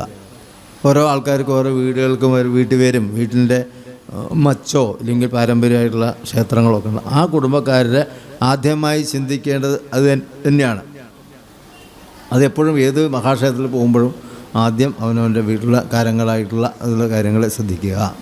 പിന്നെ നമ്മൾ ഏത് നാട്ടിലാണോ ഇരിക്കുന്നത് അതാണ് ദേശം. ആ ദേശദേവതയും നമ്മൾ ശബരിമലയ്ക്കോ അല്ലെങ്കിൽ ചോറ്റാനിക്കരയ്ക്കോ ഗുരുവായൂർക്കോ പോകണ മുമ്പായിട്ട് ആ ദേശദേവതയെ വണങ്ങേണ്ടത് ആവശ്യമാണ്. ഓരോ തവണ പോകുമ്പോഴും വേണ്ടതെന്നല്ല, വണങ്ങണം. മനസ്സുകൊണ്ടെങ്കിലും ദേശദേവതയാൽ അവിടെ നിന്നാണല്ലോ പോകുന്നത്. പിന്നെയാണ് ഇഷ്ടദേവത വരുന്നത്. ഇഷ്ടദേവതയായിരിക്കും നമ്മളെപ്പോഴും കൂടുതൽ ഉപാസിക്കുക. കാരണം ഇഷ്ടമുള്ളതല്ലേ കൂടുതൽ ചെയ്യുക. അപ്പം അത് അമ്മയോടാവട്ടെ അല്ലെങ്കിൽ ഗുരുവായൂരപ്പനോടാവട്ടെ മഹാദേവനോടാവട്ടെ ഇഷ്ടദേവതയെ നമ്മൾ എല്ലാം ഇതിലാരെ കൂടുതൽ പൂജിക്കുകയോ ഭജിക്കുകയോ ചെയ്താലും മറ്റ് വിരോധങ്ങൾ ഇല്ല എന്നുള്ളത് ഈ അദ്വൈത സിദ്ധാന്തത്തിൻ്റെ ഉപജ്ഞാതാവായിട്ട് ശങ്കരാചാര്യസ്വാമികളെ കൂടുതൽ ഊന്നി പറഞ്ഞത്. നേരത്തെ ഉള്ളതാണെങ്കിലും അത് ആൾക്കാരിലേക്ക് അദ്ദേഹം അങ്ങനെ പറഞ്ഞു. അതുകൊണ്ടാണ് ബ്രഹ്മസത്യം ജഗന്മിഥ്യയും ജീവോ ബ്രഹ്മൈവ നാപര എന്നുള്ള വാദങ്ങളും അതുകൊണ്ട് എല്ലാം ഒന്നാണെന്ന്. അദ്വൈതം രണ്ടല്ലാത്തത് എന്നുള്ള വാക്കിൻ്റെ അർത്ഥം, ദ്വൈതം പറഞ്ഞ 2, അദ്വൈതം രണ്ടല്ലാത്തത് 1. ആ ഒന്നിനെ നമ്മൾ പലതായി കണ്ടാണ് പ്രശ്നങ്ങൾ. ഒന്നായ നിന്നെ ഇഹ രണ്ടെന്നു കണ്ടളവിലുണ്ടായൊരിണ്ടൽബദമിണ്ടാവതല്ല മമ പണ്ടേ കണക്കെ വരുവാൻ നിൻ കൃപാവലികൾ ഉണ്ടാകയങ്കലിഹ നാരായണായ നമ എന്ന് പറഞ്ഞത് ഒന്നായി നിന്ന ഈശ്വരനും മറ്റ് ജീവാത്മാക്കളും സകല ചരാചരങ്ങളും ഒന്ന് എന്നുള്ളതിനെ നാം ഓരോരോ വെവ്വേറെ കാണുന്നു. നമ്മളൊക്കെ എല്ലാവരും ഒരേപോലെ തന്നെ രൂപമൊക്കെങ്കിലും ഓരോരുത്തർക്കും ഓരോ പേരുണ്ട്, അതിൽ വ്യത്യാസമുണ്ട്, അതൊക്കെ ഉണ്ട്. ആ വേർതിരിവിനെ മാത്രമാണ് നമുക്ക് കാണാൻ കഴിയുന്നുള്ളൂ. ഇതിലെല്ലാം കൂടി ഒന്നായിട്ടുള്ളൊരു ഈശ്വര തത്വം ഉണ്ടാകുമ്പോഴേ അഹം ബ്രഹ്മാസ്മിയുടെ ബോധമൊക്കെ വരുള്ളൂ. അപ്പോൾ ആ ആത്മതത്വത്തെ മനസ്സിലാക്കുമ്പോൾ ഈശ്വര ഭേദങ്ങളില്ല. ഏത് ദേവനാണ് ഈ ദേവനേക്കാൾ വലുത് ചെറുതെന്ന് ചിന്തിക്കേണ്ടതില്ല. ആരാധിക്കുന്ന എല്ലാവരും ഒരു ആരാധിക്കാൻ നമ്മുടെ ഉള്ളിൽ തന്നെ കുടികൊള്ളുന്ന, എല്ലാവരിലും കുടികൊള്ളുന്ന സർവസാക്ഷിയായിട്ടുള്ള ആ ഈശ്വരനുണ്ട്. അതുകൊണ്ട് തന്നെ അത് നമുക്ക് വേണ്ട പോലെ തന്നെ നമുക്ക് ഭജിക്കാൻ കഴിയും. അതിനെന്താ വേണ്ടത്? ആ വേദമന്ത്രങ്ങളൊക്കെ നമുക്ക് പഠിക്കണം, വേണ്ട പോലെ തന്നെ പൂജകൾ ചെയ്യണം, കാലത്ത് തന്നെ എഴുന്നേറ്റ് കുളിക്കണമൊക്കെ പറയുന്നു. ദേഹശുദ്ധിയെ മൂലമറിഞ്ഞ് സന്ധ്യാവന്തനാദികൾ ചെയ്യണം. അപ്പോൾ നമ്മൾ പണ്ട് പഠിച്ചിട്ടുണ്ടല്ലോ, പുലരും മുമ്പുണരണം, ഉണർന്നാലേ തിരിക്കണം, ഇരുന്നാൽ കണ്ണടച്ചുള്ളിൽ പരദൈവത്തെ ഓർക്കണം. അതുപോലെ അച്ഛനമ്മമാർ കാണുന്ന ദൈവമെന്നും ഓർക്കണം എന്നൊക്കെ സ്കൂളിൽ ഇപ്പോൾ അങ്ങനെ പഠിക്കാൻ പാടില്ല കേട്ടോ. പണ്ട് നമ്മളൊക്കെ പഠിച്ചിട്ടുള്ള കാലത്താണ് അതൊക്കെ. എഴുന്നേറ്റ് കുളിക്കണം, അച്ഛനമ്മയെ ബഹുമാനിക്കണം, അല്ലെങ്കിൽ മറ്റേ മുതിർന്ന ആൾക്കാരെ കണ്ട് ബഹുമാനിക്കണം എന്നൊക്കെ പറഞ്ഞാൽ അത് പഴഞ്ചനായി ഇക്കാലത്ത്. പക്ഷേ യഥാർത്ഥത്തിൽ അന്ന് പഠിച്ചവരെ കൊണ്ടൊന്നും ഒരു കുഴപ്പമില്ല. അതായിരുന്നു സംവിധാനം. ഇപ്പോൾ വിദ്യാഭ്യാസം ആകെ മാറി, സമത്വം വന്നു എന്നൊക്കെ പറഞ്ഞ് ഇപ്പോൾ എന്തും കാട്ടാന്നുള്ള അവസ്ഥയിൽ കാര്യം പോവുകയും ചെയ്തു. പ്രയോജനത്തിന് പകരം എല്ലാവരും സ്വാർത്ഥികളായി. കുട്ടികൾക്ക് എന്തൊക്കെയോ അവർക്ക് അറിയുന്നു വിചാരിക്കുന്നു, സത്യത്തിൽ ഒരറിവില്ല, ഇത് എന്തൊക്കെയോ പറയുന്നതല്ലാതെ. അടിത്തറ കൊടുക്കലായിരുന്നു വിദ്യാഭ്യാസത്തിൻ്റെ ലക്ഷ്യം. ആ അടിത്തറ പഴയ ആൾക്കാർക്ക് 50 വയസ്സ് കഴിഞ്ഞവർക്കൊക്കെ തന്നെ കൃത്യമായിട്ടും അത് മനസ്സിലാക്കാൻ കഴിയും. കാരണം ആ കാലത്ത് അത് സ്കൂളിലൊക്കെ പഠിച്ചത് വളരെ വളരെ ബഹുമാനത്തോടെ നമ്മൾ സ്വീകരിക്കുക. അപ്പോൾ അത് ജീവിതത്തിൽ പകർത്തുമെന്ന് അറിയാതെ നമുക്ക് അന്നത്തെ അധ്യാപകർ അങ്ങനെയാണ്, അവരങ്ങനെയാണ് പറഞ്ഞു തരിക. അപ്പോൾ അതുകൊണ്ട് അത് ജീവിതത്തെ അനുവർത്തിച്ചുകൊണ്ട് ഒരു കുഴപ്പമില്ല എന്ന് ഉറപ്പ് പറയാൻ പറ്റുന്നവരൊക്കെ തന്നെ നമ്മൾ അല്ലെങ്കിൽ ഇതിന് മുന്നിൽ വരില്ല, ക്ഷേത്രത്തിലേക്ക് വരില്ല, ഈ ഭാഗവതാദികളോ രാമായണം കേൾക്കാൻ വരില്ല. അപ്പോൾ അങ്ങനെയൊക്കെ വരാനുള്ള സൗഹൃദം നമുക്ക് ചെറിയ കുട്ടിയിൽ കിട്ടിയിട്ടുണ്ട്. അതിൽ സംശയമൊന്നുമില്ല. ഇന്നൊന്നരയായിട്ട് പഠിച്ചതല്ല എല്ലാവരും. അപ്പോൾ അതുകൊണ്ട് അങ്ങനെയുള്ള ഒരു രീതിയാണ് ഇവിടെ പറഞ്ഞു കൊടുത്തത് തന്നെ. അതാണ് നേരത്തെ എഴുന്നേറ്റ് കുളിച്ച് ശുദ്ധി ചെയ്ത് എന്നിട്ട് പിന്നെ പൂജ ചെയ്യുമ്പോൾ എപ്പോഴും ആചാര്യനെ കൊണ്ടുവരുന്നില്ല. ആചാര്യനായത് ഞാനെന്ന് കൽപ്പിച്ചു പൂജിക്ക ഭക്തിയോടെ ദിവസം പ്രതി. ആരാണ് പിന്നെ ആചാര്യൻ? സാക്ഷാൽ ഭഗവാൻ തന്നെയാണ് ആചാര്യൻ. ആചാര്യനെ സ്വയം മനസ്സിൽ കൽപ്പിച്ച് നിത്യം ചെയ്യണം. താൻ തന്നെയാണ് ആചാര്യൻ, താൻ തന്നെയാണ് ഭഗവാനും. ആ ഭഗവാനെ സ്തുതിക്കുന്നതും തനിക്ക് വേണ്ടി തന്നെ, തന്നിലുള്ള ഭഗവാനെ തന്നെയാണ് സ്തുതിക്കുന്നത് എന്നെല്ലാം വിലയിരുത്തി കൊണ്ട് തന്നെയാണ് വേണ്ട. സ്ഥാപനം ചെയ്ത് ശിലായാം പ്രതിമാസു ശോഭനാർത്ഥം ചെയ്യുക വേണം. പ്രമാർജനം, ആ പഴയ നിർമ്മാല്യമൊക്കെ ഉണ്ടെങ്കിൽ മാറ്റി കഴിയുക, അഭിഷേകങ്ങൾ ചെയ്യുക, വേണ്ട പോലെ അലങ്കരിക്കുക. എങ്ങനെ വേണമെങ്കിൽ പ്രതിമാദികളിൽ അലങ്കാരമൊക്കെ പ്രസാദമെന്ന് എനിക്കറിയുക നീ. മുഖ്യമായി നമ്മൾ നേരത്തെ പറഞ്ഞ 8 വിധത്തിലുള്ള ഏത് പ്രതിമയായാലും ആ പ്രതിഷ്ഠകളിലൊക്കെ തന്നെ അലങ്കരിക്കുക. വളരെ നന്നായി വിളക്കൊക്കെ വെച്ച് എല്ലാം അതിനുള്ള സാധനങ്ങളൊക്കെ നേരത്തെ എത്തിക്കുക. ആ സമയത്ത് എടുക്കാനൊന്നും ഇടാൻ പാടില്ല. പൂജയ്ക്ക് മുമ്പ് തന്നെ പൂജാപാത്രങ്ങളും പൂജാ സാധനങ്ങളും പൂവും എന്തൊക്കെ വേണോ അതെല്ലാം അവിടെ തയ്യാറായിരിക്കണം. പകുതിക്ക് വെച്ച് എടുക്കാനായിട്ട് കൂടി സാധനം കിട്ടിയില്ല വിളിച്ചു പറയേണ്ട ആവശ്യമില്ല. പൂജ ചെയ്യണമെന്നറിയാലോ. അപ്പോൾ അതിനു മുമ്പ് സകല ഒരുക്കങ്ങൾ അതാണ്. അപ്പോൾ നമ്മൾ പൂവ് പറിക്കുന്നത് നമുക്ക് തുടങ്ങുന്നു ഈശ്വരനെ കുറിച്ചുള്ള സങ്കല്പങ്ങൾ. വെറുതെ കുറേ പണിയെടുക്കുന്ന പോലുള്ള പൂ പറിക്കലല്ല, അത് ഭഗവാൻ അർപ്പിക്കാനുള്ള പൂവാണെന്നുള്ള വിശ്വാസത്തോടെയും ബഹുമാനത്തോടെയും ഭക്തിയോടും കൂടെ വേണം ചെടിയിൽ നിന്ന് പൂവെടുക്കാൻ. പോയി ഒന്നിച്ച് മേടിക്കുന്ന പൂവാവട്ടെ, അതായാലും പൂവ് കൊണ്ട് വയ്ക്കുമ്പോൾ ആ ഭക്തി നമുക്ക് ഉണ്ടാക്കാം. ഒന്നിച്ച് തമിഴ്നാട്ടിലല്ലേ വന്നുകൊണ്ടിരിക്കണം, അവരെങ്ങനെ കൊണ്ടുവരും നമ്മൾ നോക്കേണ്ട ആവശ്യമില്ല. നമ്മൾ മേടിച്ച് കഴിഞ്ഞാൽ അത് ഭഗവാനുള്ള പുഷ്പമാണ്. അത് ആ ഭാവത്തന്നെ കാണുക, അങ്ങനെ ചെയ്യണം എന്നാണ് പറയുന്നത്. എന്നിട്ട് അതിൽ തന്നെ സഗുണോപാസനയും നിർഗുണോപാസനയെക്കുറിച്ചൊക്കെ പറയുന്നുണ്ട്. സഗുണം ഇതിനോട് ചേർന്നിട്ടുള്ള ഗുണസ്വരൂപമായിട്ടുള്ള വൈശിഷ്ട്യങ്ങളിൽ അല്ലെങ്കിൽ മറ്റേ ശാന്തമൂർത്തി, ഉഗ്രമൂർത്തി എന്നൊക്കെ പറഞ്ഞ ഗുണങ്ങളാണ്. ആ ഗുണത്തോടെയുള്ള ഈശ്വരനെ നമുക്ക് ആരാധിക്കാം. നിർഗുണത്വമായ ഒരു പരബ്രഹ്മത്തിൻ്റെ സ്വരൂപമാണെന്ന് വിശ്വസിച്ച മനസ്സിലോ ആ ശിലയിലോ ഭഗവാനെ കണ്ടാലും അതും ദോഷമല്ല. അപ്പോൾ സഗുണമായും നിർഗുണമായും 2 തരത്തിലായാലും ഏത് വിധത്തിലായാലും ഭക്തിയോടെ ആരാണ് ചെയ്യുന്നത്, അതാണ് പൂജയുടെ ഏറ്റവും വലിയ പ്രാധാന്യം. സമ്പാദനം ചെയ്തു വേണം തുടങ്ങുവാൻ ശ്രദ്ധയോടും കൂടി വാരിയെന്നാകിലും ഭക്തനായുള്ളവൻ തന്നാലതിപ്രിയം. ഗന്ധപുഷ്പാക്ഷത ഭക്ഷ്യഭോജ്യാദികൾ എന്തോ പിന്നെ പറയണമോ ഞാനെടോ. ഇവിടെ ശ്രദ്ധയോടും കൂടി വാരി പറഞ്ഞ വെള്ളം, വാരി എന്നാകിലും ഭക്തനായുള്ളവൻ തന്നാൽ അതിപ്രിയം. ഭക്തനാണ് ഭഗവാന് കൊടുക്കുന്നത്. അന്ന് അദ്ദേഹത്തിന് ഒന്നും വേണ്ട പോലെ എടുത്തു വയ്ക്കാൻ കഴിഞ്ഞില്ല. വേണ്ട മനസ്സ് നിറഞ്ഞ ഭക്തിയോടെ ജലം കൊണ്ട് പൂവെടുത്ത് ജലത്ത് മുക്കി തർപ്പണം ചെയ്താൽ എനിക്ക് വലിയ സന്തോഷമായി. ഇന്ന് എന്തായി വിഭവങ്ങളില്ലാത്ത, അല്ലെങ്കിലും 1 ലക്ഷം രൂപയുടെ പാൽപ്പായസം ഗുരുവായൂരപ്പം കഴിച്ചുകൊണ്ടിരിക്കണമെന്നില്ലല്ലോ. മിക്കവാറും 1 ലക്ഷം രൂപയുടെ പാൽപ്പായസം ആക്കുന്ന ആൾക്കാരെ ചുരുങ്ങിയത് ഒരാളിനെ ചെയ്യും. 1 ലക്ഷത്തിൻ്റെയൊക്കെ പായസം ചെയ്യാറുണ്ട്. ഒരു ആൾ എല്ലാ 30 വെള്ളിയാഴ്ച 1 ലക്ഷം രൂപയുടെ 30 വ്യാഴാഴ്ച അപ്പം ശരിയാകും. വർഷങ്ങളായി ചെയ്തു തുടങ്ങി. ഇപ്പോഴും ചെയ്യാറുണ്ട്. വൈകുന്നേരത്തെ ഇങ്ങനെ ആൾക്കാർക്ക് കൊടുക്കും. ഇപ്പോൾ 1 ലക്ഷം രൂപയുടെ മുഴുവൻ അപ്പം ഭഗവാന് കഴിക്കാനില്ല. അത് അവരുടെ യഥാശക്തി മഹാബലം എന്നുള്ള നിലയ്ക്ക് അവർ പ്രാർത്ഥന ചെയ്തോട്ടെ, അവർ കോടീശ്വരന്മാരായിരിക്കും, ചെയ്തോട്ടെ. പക്ഷെ അത് നല്ലതാണ്, അതിൽ ദോഷമൊന്നുമില്ല. പക്ഷേ ഭഗവാൻ എങ്ങനെയായാലും വിരോധമില്ലാർത്ഥം, അങ്ങനെയുള്ളവരെ ചെയ്തോട്ടെ. അല്ലാത്തവർ ഒരു വെള്ളം, ഒരല്പം ജലം തർപ്പണം ചെയ്താൽ പോലും ഭഗവാന് അങ്ങേറ്റത്തെ സന്തോഷമായി. പിന്നെ ഭക്തിയോടുകൂടി ഇങ്ങനെ ഗന്ധപുഷ്പ അക്ഷത ഭക്ഷ്യഭോജ്യങ്ങളൊക്കെ നിങ്ങൾ വളരെ ശ്രദ്ധയോടുകൂടി ഉണ്ടാക്കി നിവേദ്യങ്ങൾ വെച്ചാൽ അതിലെ പിന്നെ പറയേണ്ട ആവശ്യമില്ലല്ലോ എന്ന് തന്നെയാണ് ഇവിടെ ശ്രീരാമേന്ദ്ര പ്രഭു അനുജനായിട്ടുള്ള ശിഷ്യനോട് പറയുന്നത്. അപ്പോൾ ഇവിടെ പത്രം എന്നുള്ളതിനൊക്കെ വേറെ അർത്ഥങ്ങളുണ്ട്. പത്രം, പുഷ്പം എന്ന് പറഞ്ഞാൽ പത്രം എന്താ? പതത്ത് ഇതി പത്രം. പതം എന്ന് പറഞ്ഞാൽ വീഴുന്നത്, ഇല ആണല്ലോ. പത്രം വീഴുന്ന, എല്ലാം വീഴുന്നതാണ്. അപ്പോൾ പതത്ത് എന്നുള്ള പത്രം വരുമ്പോൾ വീഴുന്ന എന്താ? ശീരണം ചെയ്യുന്നത്, ശരീരം അഴുകുന്നത്, അല്ലെങ്കിൽ ഉണങ്ങി ചുവട്ടിലേക്ക് പോകുന്നത്, ഇല്ലാതാവുന്നത്, അതൊക്കെ പത്രങ്ങളാണ്. നമ്മുടെ ശരീരം പത്രം തന്നെയാണ്. തീർച്ചയായിട്ടും അത് ഇല്ലാതാവുന്നതാണ്. ഞെട്ടറ്റ് ഇല വീഴുന്ന പോലെ വീണു പോകുന്നതിലെല്ലാവരെയും. അപ്പോൾ നമ്മെ തന്നെ സമർപ്പിക്കുക ഭഗവാൻ. പത്രം.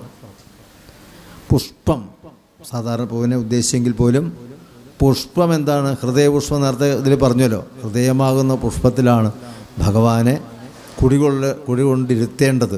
അതുകൊണ്ട് ആ പുഷ്പത്തെ, ഹൃദയത്തെ തന്നെ ഭഗവാനെ സമർപ്പിക്കുക. പിന്നെ ഫലം എന്ന് പറഞ്ഞാൽ പഴം എന്നർത്ഥം. സാധാരണ പഴം മാത്രമല്ല, കർമ്മഫലം കൂടിയുണ്ട്. നമ്മൾ ചെയ്യുന്ന ഓരോ കർമ്മങ്ങളുണ്ട്, ആ കർമ്മത്തിന് ഫലങ്ങളുണ്ട്.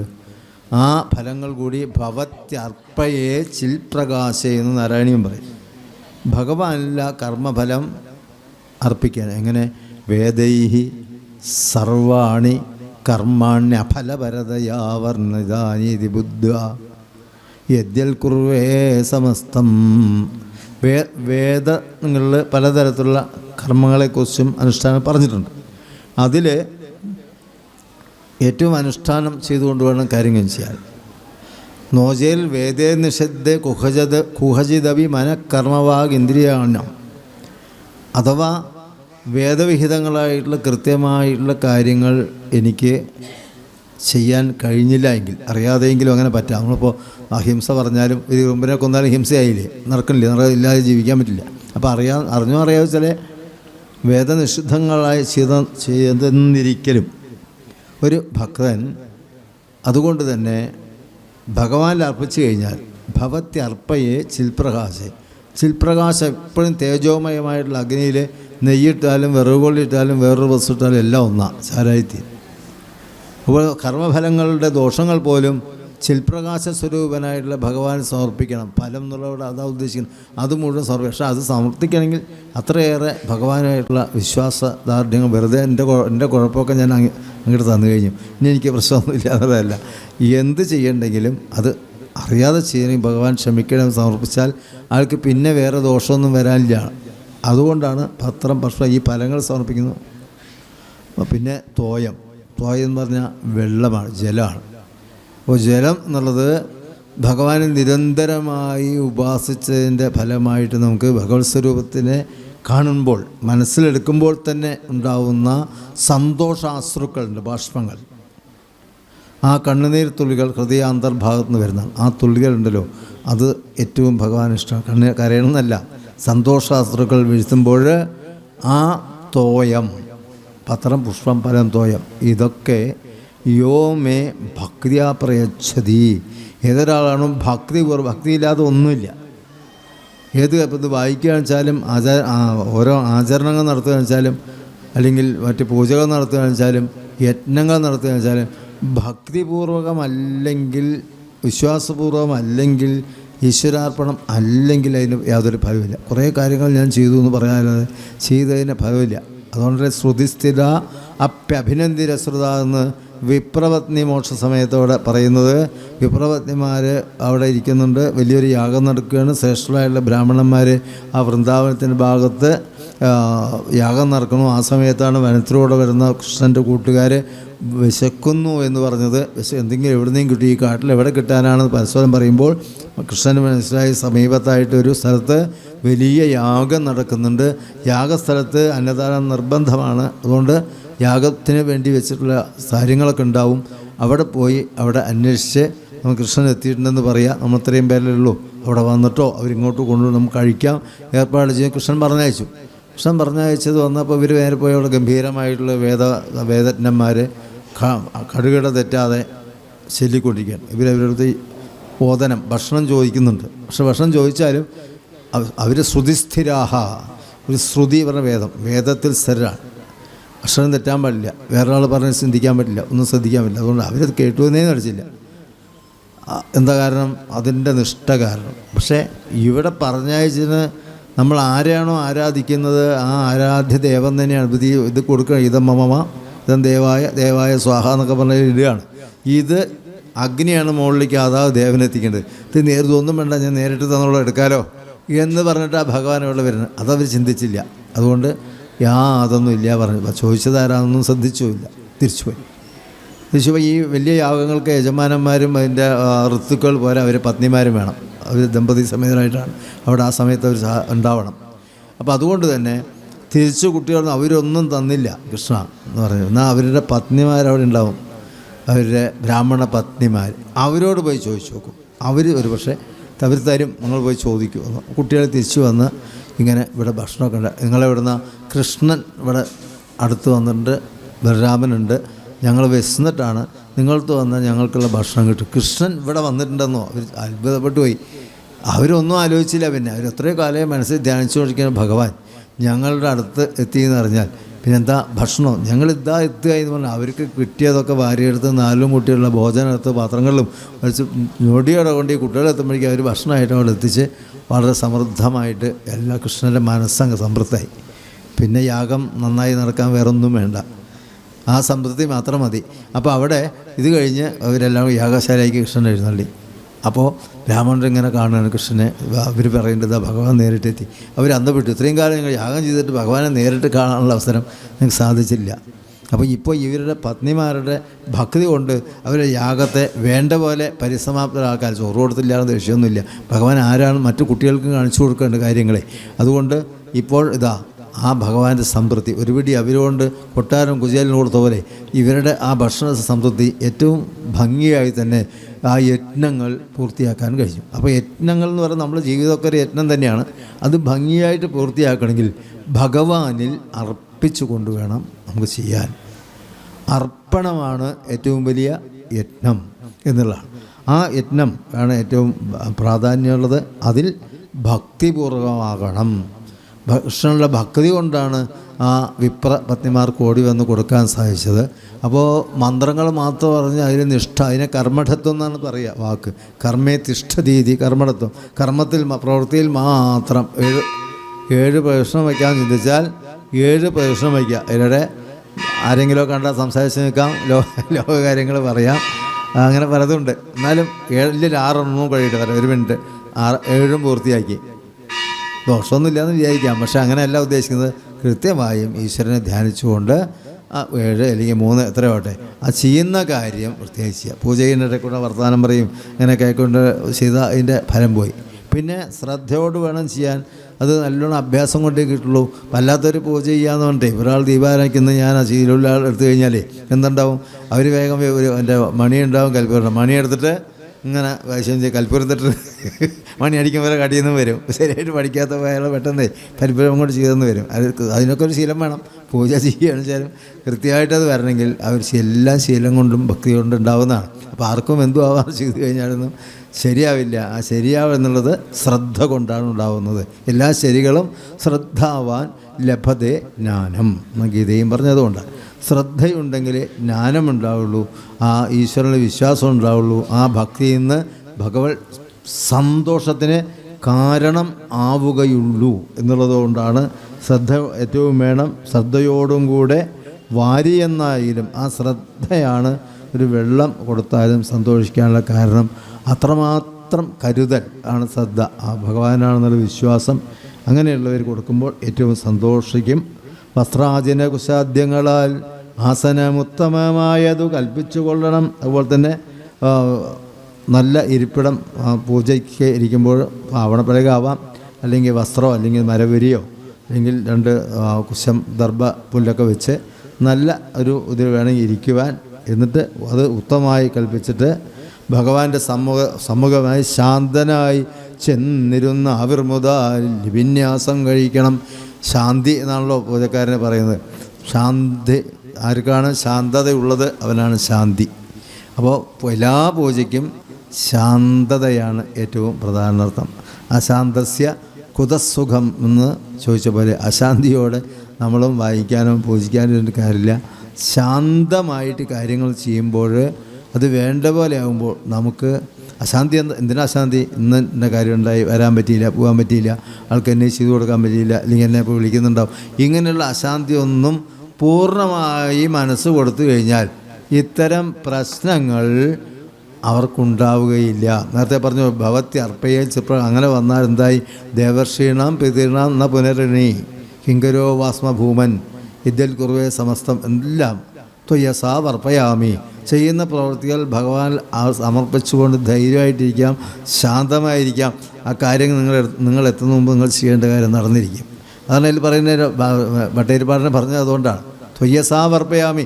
ഇതിനു വേണ്ടി, ക്ഷേത്രത്തിന് വേണ്ടി, ആരാധനയ്ക്ക് വേണ്ടി, ഭഗവത് കാര്യത്തിന് വേണ്ടി, അല്ലെങ്കിൽ തൊഴുകാൻ വേണ്ടി മനസ്സറിഞ്ഞ് നിന്ന് കഴിഞ്ഞാൽ അന്ന് നടക്കാത്ത ഒരു പ്രശ്നം അവിടെ വരാൻ പോകുന്നില്ല. ചിലപ്പോൾ അത് പിന്നീട് ശരിയാക്കാൻ പറ്റും. അല്ലെങ്കിൽ തനിയെ നടന്ന് കഴിഞ്ഞിട്ടുണ്ടാവും വേറെ അധികം കാര്യം. ഇതൊക്കെ നമ്മൾ മാത്രം കണ്ടേ നടക്കണമെന്നൊന്നും വിചാരിക്കേണ്ടതില്ല. നടത്തിക്കുന്ന വേറെ ആളാണല്ലോ. നമ്മൾ ചെയ്യുന്നെങ്കിലും നടത്തിക്കുന്ന ആ ഏതൊരു ശക്തിയുണ്ടോ ആ ഒരു ശക്തി വിശേഷം നമ്മുടെ മനസ്സിനെ അറിയുന്നു എന്നാണ്, നമ്മുടെ ഭാവത്തെ അറിയുന്നു എന്നാണ്. ഭാവഗ്രാഹി ജനാർദ്ദന എന്നൊരു വാക്കുണ്ട്. എല്ലാവരുടെയും ഭാവം അറിയുന്ന ആളാണ് ജനാർദ്ദനൻ. ആ സോപാനം അല്ലെങ്കിൽ കയറുമ്പോഴേക്കും ഇയാൾ എന്തിനാ വന്നതെന്ന് അറിയും, ഭാവം അറിയും. പിന്നെ അല്ലാതെ നമ്മൾ പുറമെ എന്ത് പറയാൻ പറ്റും? നാട്യം കളിച്ചിട്ടും കാര്യമില്ല.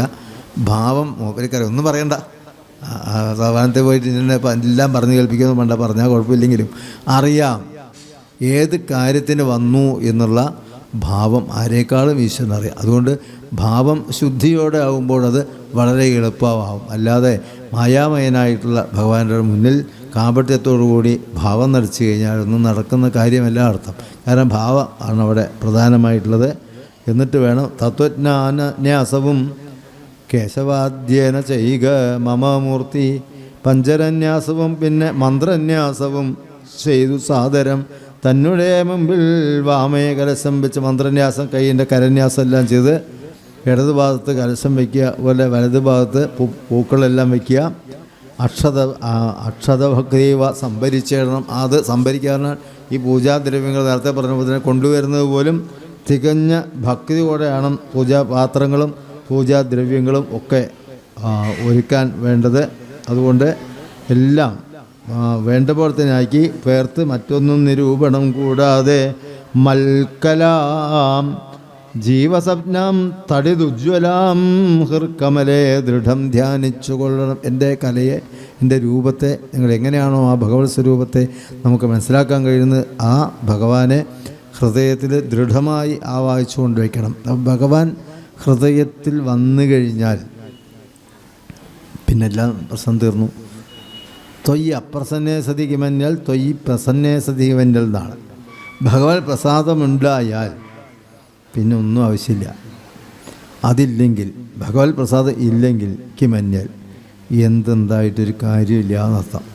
അപ്പോൾ എന്ത് വേണം? എല്ലാറ്റിനും ഭഗവത് പ്രസാദം ഉണ്ടാവണം. ഭക്തി കൊണ്ട് ആ പ്രസാദം നേടിയെടുക്കണം. അല്ലെങ്കിൽ എന്തുണ്ടായിട്ടും കാര്യമില്ല. എന്തു തന്നെ പഠിച്ചാലും എന്തുദ്യോഗം വരിച്ചാലും നിൻ കൃപ എന്നൊന്നില്ലെങ്കിൽ നിഷ്ഫലം മാത്രം എന്ന് കവി പറഞ്ഞ പോലെ ഭഗവത് കൃപ കൊണ്ടാണ്.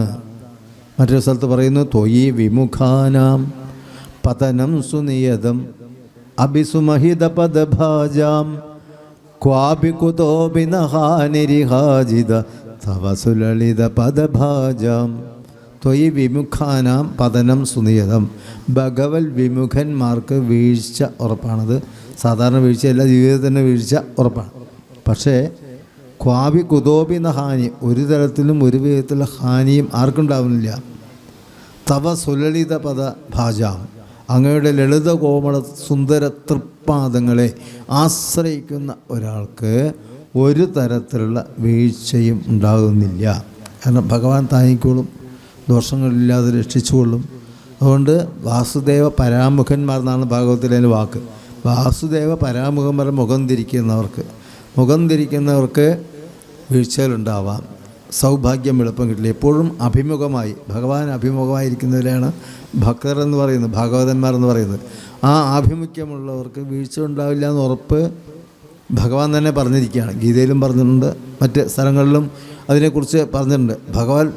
ഭഗവാൻ ക്ഷേത്രത്തിൽ പോയാലും ഭഗവാനെ തൊഴണമെന്നോ അങ്ങനെ ചിന്തിക്കണമെന്നില്ല പറയുക. തീർച്ചയായും പോയവരൊക്കെ ഉണ്ടാവാം. അങ്ങനെ ഒരാളിങ്ങനെ പോയി, ചിലരും കാണാം അങ്ങനെ അവരങ്ങനെ വന്ന് ആ സംവിധാനമൊക്കെ മാറിയിട്ടുണ്ടല്ലോ, ഇപ്പം എങ്ങനെയാണ് ഉള്ളിൽ കൂടുതൽ ഇവിടെ AC വെച്ചിട്ടുണ്ടോ, ഗുരുവായൂരില്ലേ AC വെച്ചിട്ടുണ്ടോ? AC-ലുള്ളൂ, അത് വാട്ടർ കൂളറാണ്. അല്ല, AC തർക്കമില്ല, എന്തെങ്കിലും ആവട്ടെ.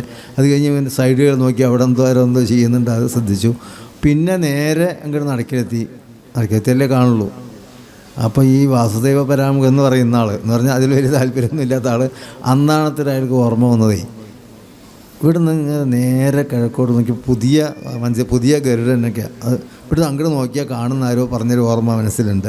അന്ന് അതൊന്നും നോക്കണം. നേരെ നടക്കിലെത്തിയതും ഗരുഡനെ കണ്ടോ അങ്ങോട്ടാ നോക്കണം, കൃഷ്ണനെ കണ്ടോ ഇല്ല. ആളെ വിളിച്ച് കാവക്കാരെ വിളിച്ച് മാറ്റിയ ആൾ പോവുകയും ചെയ്തു.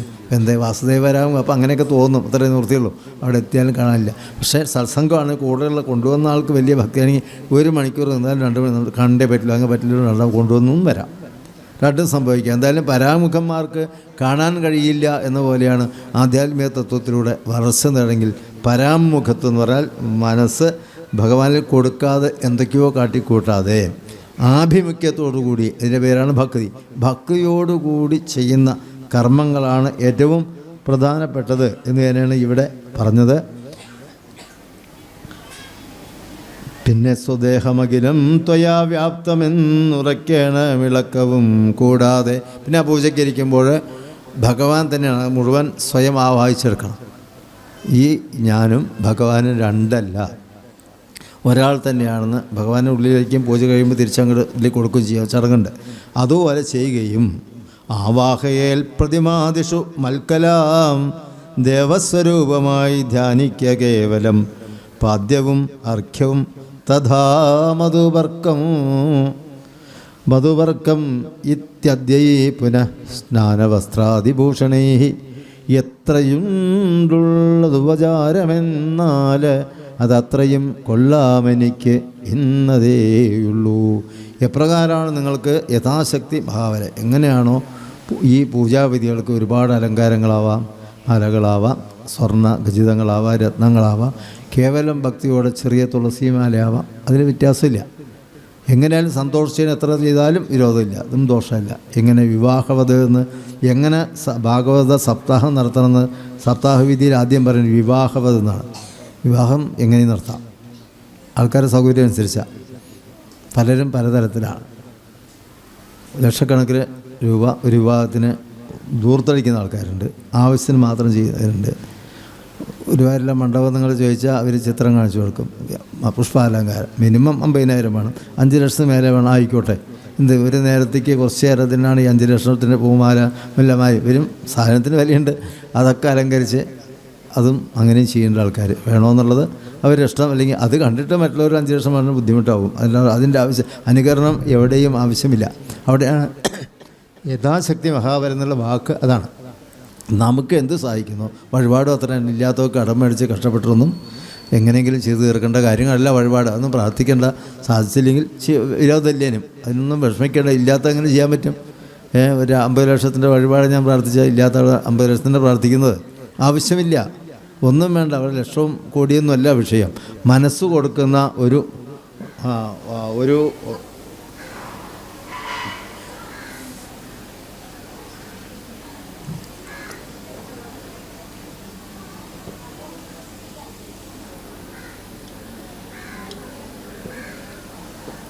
ഭക്തിയോടെ ഒരു തുളസിയില വെച്ചാലും അതിൽ പ്രാധാന്യമുണ്ട്. വിവാഹം പോലെ വിശേഷം പിന്നെ അതിനെ അങ്ങനെ ചെയ്യുന്ന വെച്ചാൽ അങ്ങനെയും ചെയ്യാമെന്നുള്ളത് അതൊന്നും ദോഷമില്ല. അലങ്കാരം കൊണ്ട് വളരെ മൂടി അതിഗംഭീരമായി സ്വർണ്ണരഥത്തിൽ എഴുന്നള്ളിച്ച് പറഞ്ഞാൽ അതെന്ത് കൊള്ളരായ്മ ചിന്തിക്കേണ്ടതില്ല. അത് യഥാശക്തിയാണ്. അവിടെ ശക്തി ഉണ്ടെങ്കിൽ അങ്ങനെയും ചെയ്യാം, സന്തോഷം. അത്രയും ആഗമോക്തപ്രകാരേണ നീരാജനേർ ധൂപദീപേർ നിവേദ്യൈ ബഹുവിസ്തരൈ ശ്രദ്ധയാ നിത്യമായി അർപ്പിച്ചുകൊള്ളുകിൽ ശ്രദ്ധയാ ഞാനും ഭുജിക്കുമറിയുക നീ. ശ്രദ്ധയോടെ നിവേദ്യാദികൾ ഒക്കെ ഉണ്ടല്ലോ, പലതരത്തിലുള്ള ഭോജ്യങ്ങൾ ഒക്കെ നിങ്ങൾ ശ്രദ്ധയോടെ അർപ്പിക്കുകയാണെന്ന് വെച്ചാൽ അത് ശ്രദ്ധയോടെ തന്നെ ഞാൻ സ്വീകരിക്കുകയും ചെയ്യും. ഭഗവാൻ സ്വീകരിക്കാമെന്ന് പറയേ വേണ്ടൂ, പാത്രം കാലിയാക്കണ്ട. കാരണം ശ്രദ്ധയോടെ ഭഗവാൻ സംതൃപ്തിയാണ്. ഈ പ്രസന്നേ സതി എന്ന് പറയല്ലോ, ഭഗവാൻ പ്രസാദമാണ് ആവശ്യം.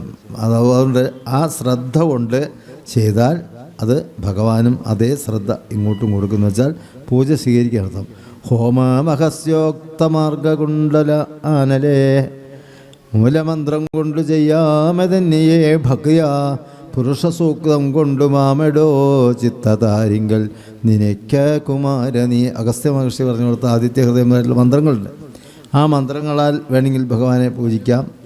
അല്ലെങ്കിൽ 3 വേദങ്ങളിലും പ്രസിദ്ധങ്ങളായിട്ടുള്ളൊരു മന്ത്രമാണ് പുരുഷസൂക്തം എന്നുള്ള മന്ത്രം. സഹസ്രശീർഷ പുരുഷ സഹസ്രാക്ഷ സഹസ്രപാൽ സഭൂമിം വിശ്വതോ വൃത്വ അത്യധിഷ്ഠദശാങ്കുലം പുരുഷയേ വേദം സർവം യൽഭൂതം യച്ഛഭവ്യം ഉദാമൃതത്വ ശേഷാന യതന്യേനാതിരോഹതി പറയുന്ന ഒരു 10, 16, 17 വരികളുള്ള ഒരു ചെറിയ ഒരു മന്ത്രമാണ് പുരുഷസൂക്തം. പക്ഷേ പുരുഷസൂക്തം ഋഗ്യജുർ സാമ 3 വേദങ്ങളിലുള്ളതുകൊണ്ട് വേദത്രീയാണ്. അത് ഇവിടെ അടക്കമുള്ള മുഴുവൻ ക്ഷേത്രങ്ങൾ ഉപയോഗിക്കുന്ന മന്ത്രമാണ് പുരുഷ. അധികം അഭിഷേകത്തിനാണ്, അല്ലാതെയും പൂജാദികൾക്ക് ഉപയോഗിക്കാം. അപ്പോൾ അത് പുരുഷസൂക്ത മന്ത്രം കൊണ്ട് വളരെ എളുപ്പമുള്ളതും ഏറ്റവും കൂടുതൽ ചെയ്യുന്ന ഒരു മന്ത്രമാണ് പുരുഷസൂക്തം.